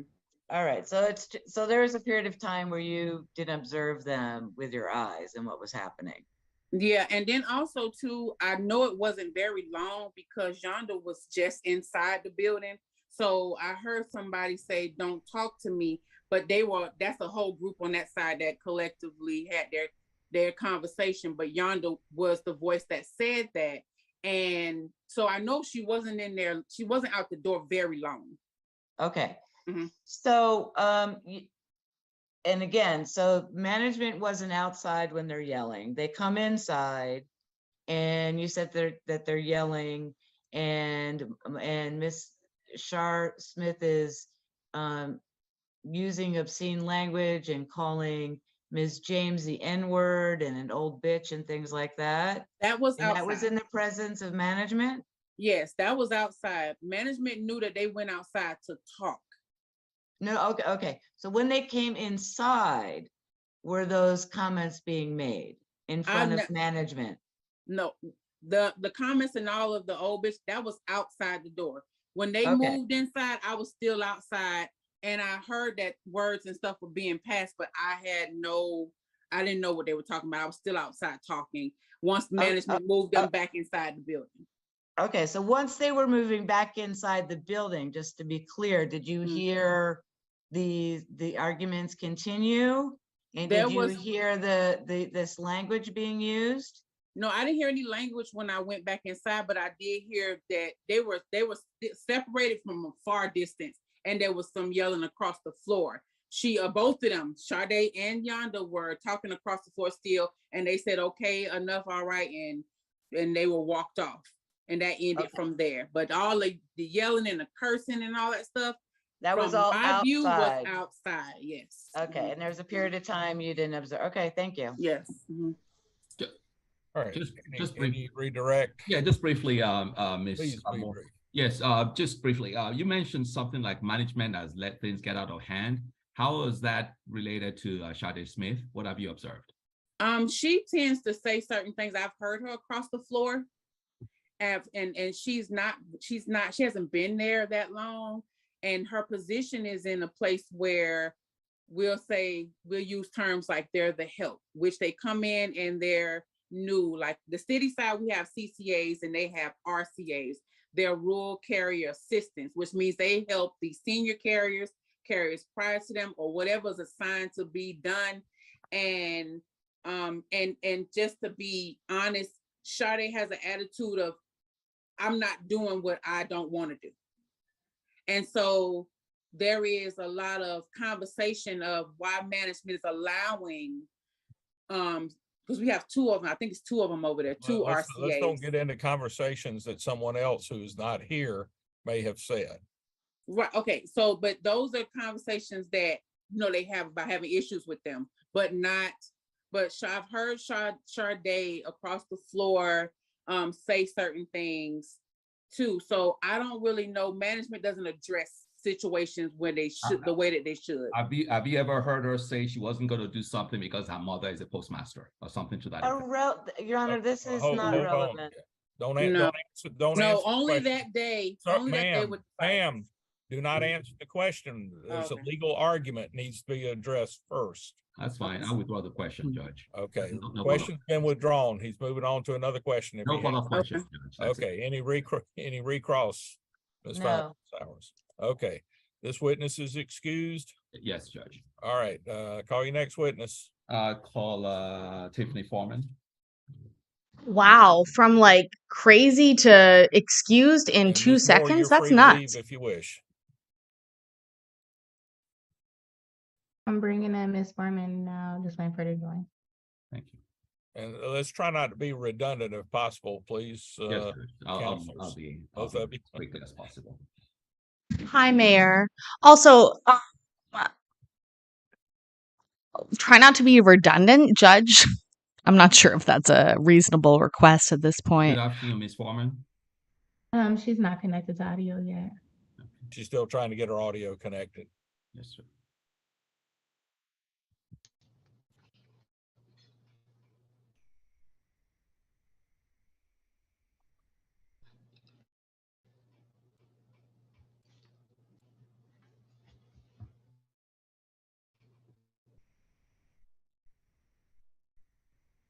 Let me send her a chat.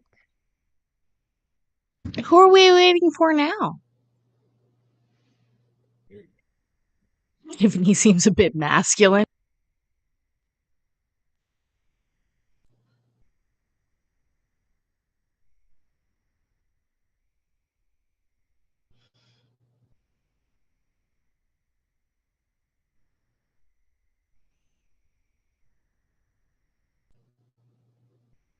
I may or may not have been on the porch checking the porch items and just was like, are they quiet still or is there a porch issue here?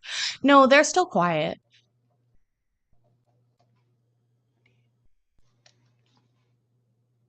No, she's not looking anymore. I just sent her chat to connect audio.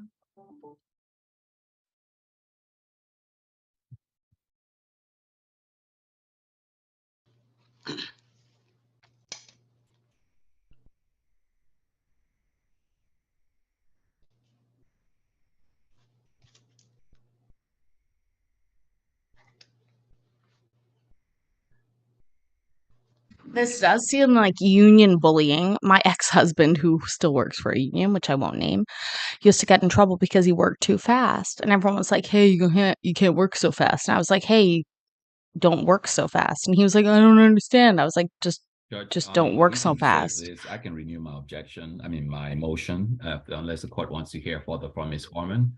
It relates to I don't know what she's going to testify to. So Yeah, it's okay. It's okay. Let's try it. Let's wait for her. It's not a matter of what I want. Both of you presented your cases for your clients. Yes, Judge. Let me try this way.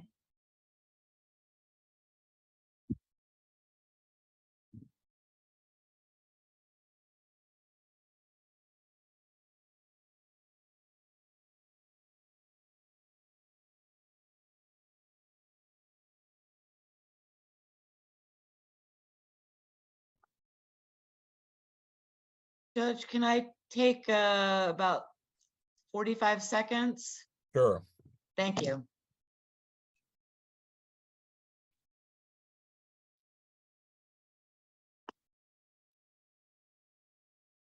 That's a great moment for news and weather.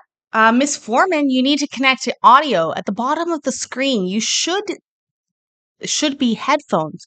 Please click that to connect to audio.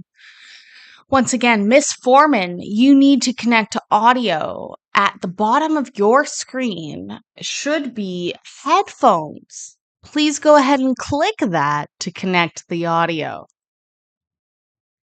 Much love, Canada. No, but seriously, you gotta connect now. Come on, lady. Hello, Miss Foreman, can you hear us?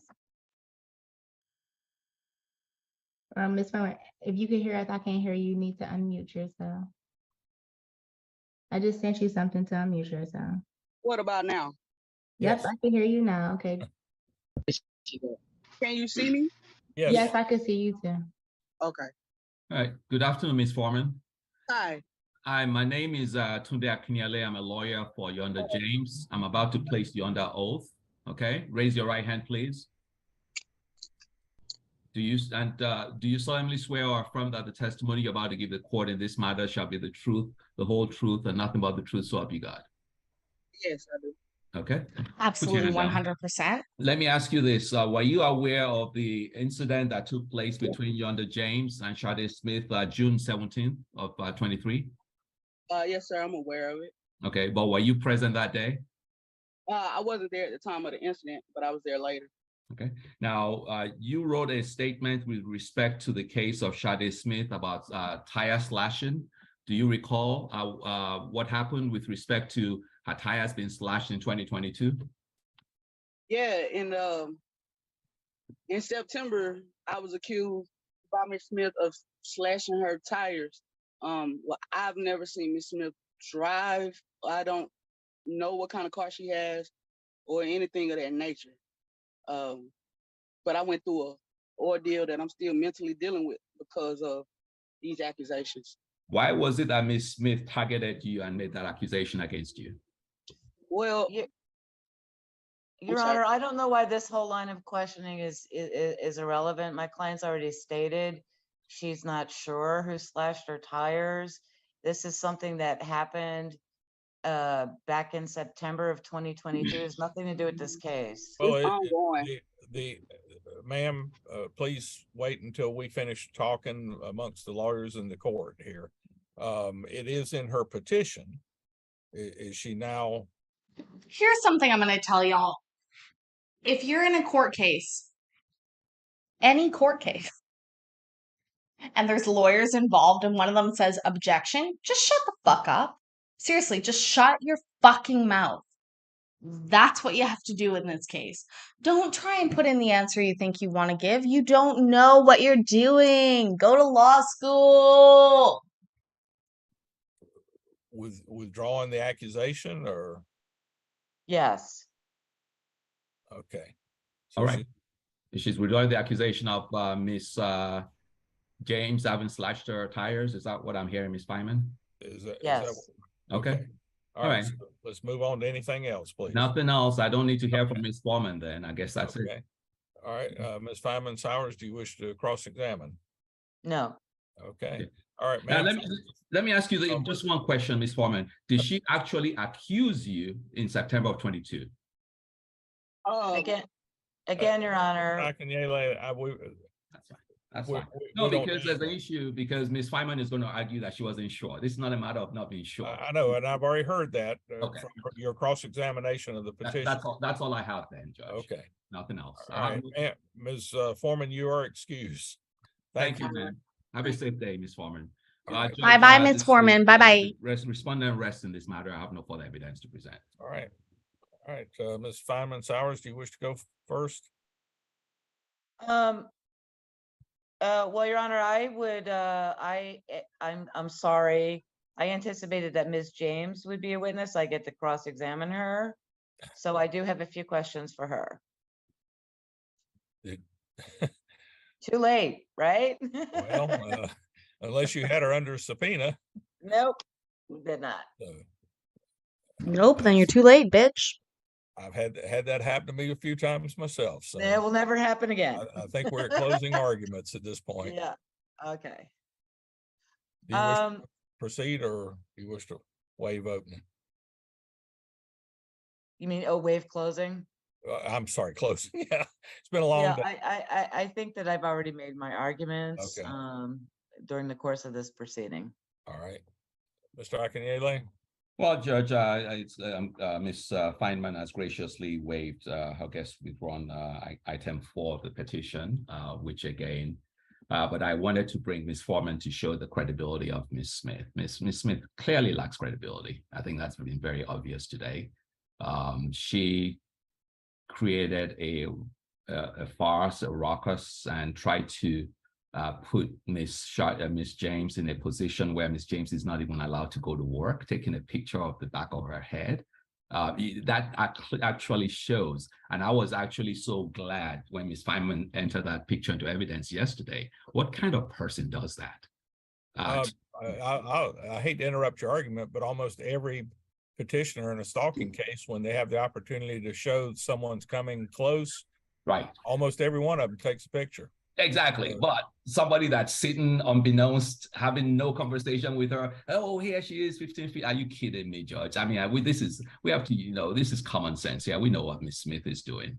And they have not met their burden in any way, shape, or form, Judge. This case is clear. This is a work dispute. Yes, they both got extremely loud, and you can hear from the witnesses, Ms. Smith is the problem. Any way, shape, or form? What? Sir, what are you talking about? That's not how this works. I'm not sure if you've just been busy in law school or something, but we've been watching TPOs and we know how this works. And that ain't how it works, sir. This workplace. Miss Smith is trying to become a permanent employee, and for whatever reason, she picks fights. I don't know of anybody that has worked since August that doesn't like her co-workers. She doesn't talk to them. She doesn't want to be with them. She doesn't want to be around them. That shows a clear problem right there. And I would respectfully, again, request that the court dismiss this case as she has not met the burden of showing any acts of stalking. Even on June 17th, this was a mutual fight, verbal fight. That's it. Nobody touched anybody. But the folks that saw it outside, Miss Moore, Miss Amy Moore testified. There were two Moores. Two Moores, yes. Amy Moore said there was no touching outside. Tori Moore said there was no touching. So those are the two Moores that both said the same thing. Credibility clearly shows that Miss Smith created a farce.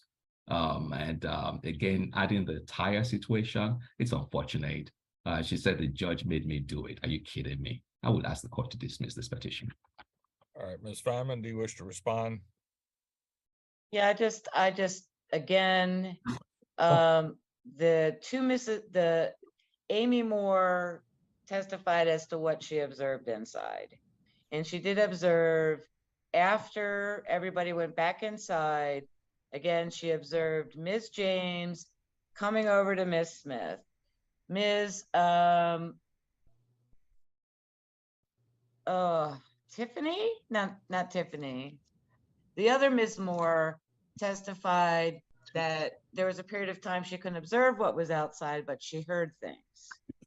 I don't think that the evidence has established that nobody at work likes my client. I don't know where a lot of and I think a lot of those arguments are irrelevant. It has to do They're with, not relevant to my decision today. yes.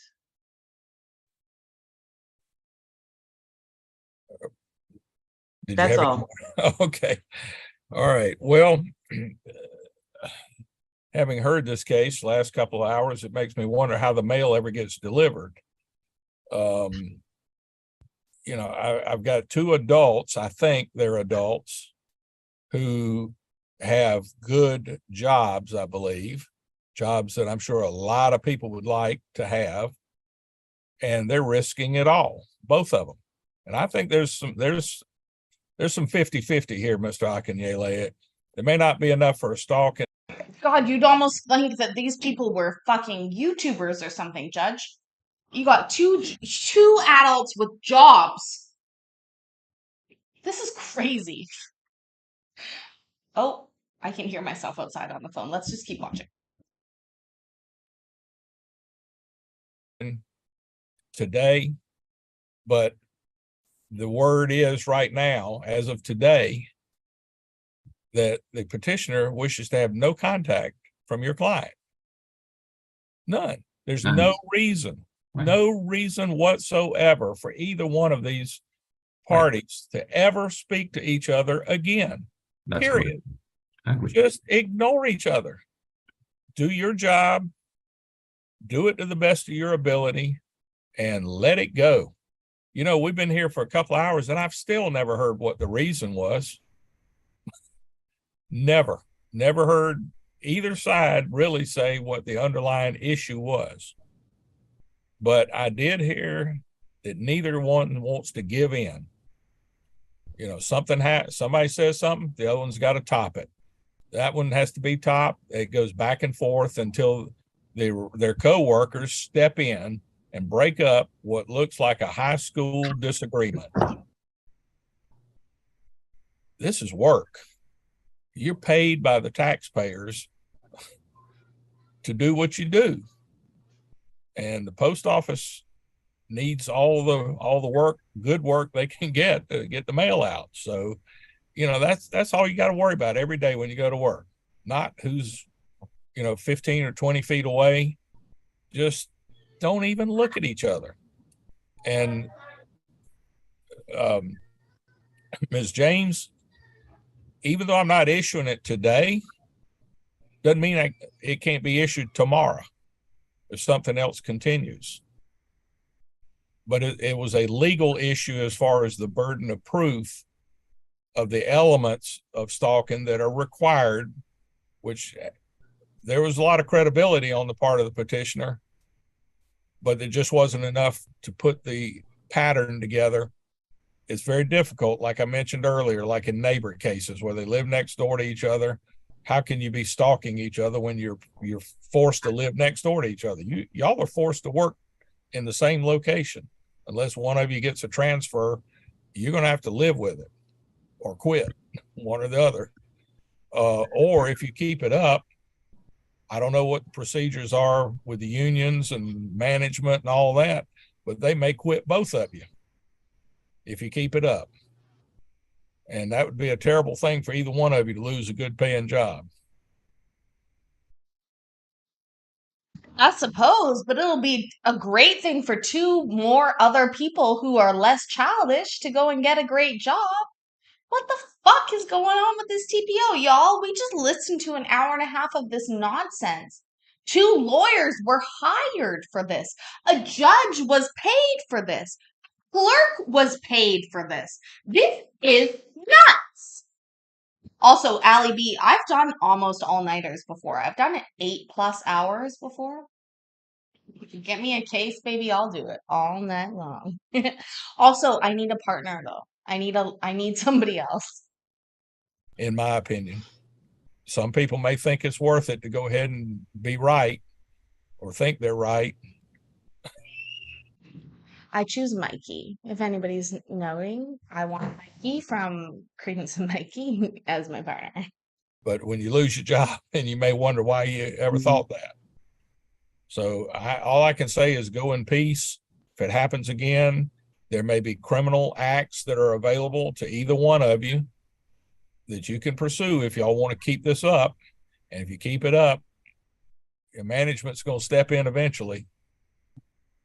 And they can nip it in the bud where it won't be their problem because neither one of you will be there. That may take 2 years. I don't know, with job situation. It'll take a long time, much longer than FB from Tennessee, who has gone ahead and given a donation to the All-Nighter Fund. Allie B, I will let you know when I go all night. People in court, you don't know Mikey yet? Mikey is a good friend of mine. A good guy. Truly a good guy. I say, oh, I need a partner, but mostly because he would probably carry most of it. Oh, I'm selfish. And unions and all that. I'm sure there's a whole process that I have no desire to understand. But to me, if you were in a private workplace, you both probably been fired by now. Both of them. If you were in a private corporation, just working there, doing what you do, and then having the incidents that y'all have had, you'd both be unemployed right now, in my opinion. Because I think there's enough mutual problem here that both of you need to just get over it, move on. All right, I will enter my order of dismissal. That'll be forwarded to the clerk's office later this afternoon.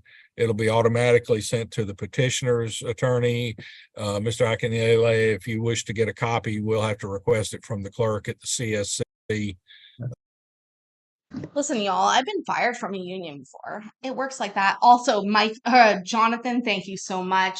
Mikey, where are you? The kitchen's gonna close. Mikey knows what time the kitchen closed. The problem is that Mikey's kitchen opens earlier than Kitchen's kitchen. My kitchen is a late night kitchen, and Mikey's kitchen is an early morning, sort of like I work hard kitchen. Very different. Just a very different kitchen. But we are going to meet up in September.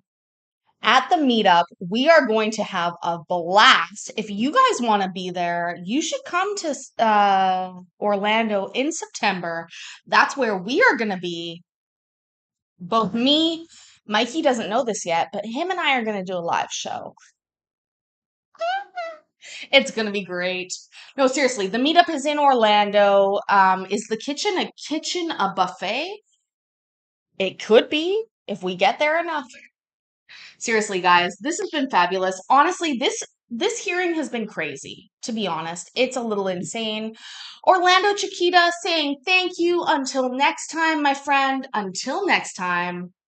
I love you so much. If you want details of the meetup where I will be in the end of September, and also Credence and Mikey will be, please go to the Credence and Mikey Discord channel where they have the Florida meetup details. I will be there at the end of September, staying with the beautiful Donna Orlando Chiquita. Thank you so much, Donna. I'm so excited. I'm going to be doing a lot of live shows from Florida. It'll be Florida Friday every day. Guys, listen, I love you so much. Please know that I love you, I care about you, and I'm proud of you, okay? And make sure that you're subscribed. Notifications on, because tomorrow we're going to have a great time as well. Allie B from Tennessee, love you too. All right, guys, have a great night. I'll see you tomorrow morning. Bye.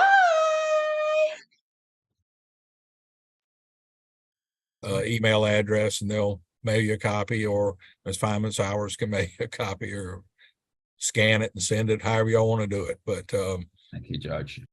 PayPal's the best, but you can send super chats. That's totally fine too. Love y'all. Bye.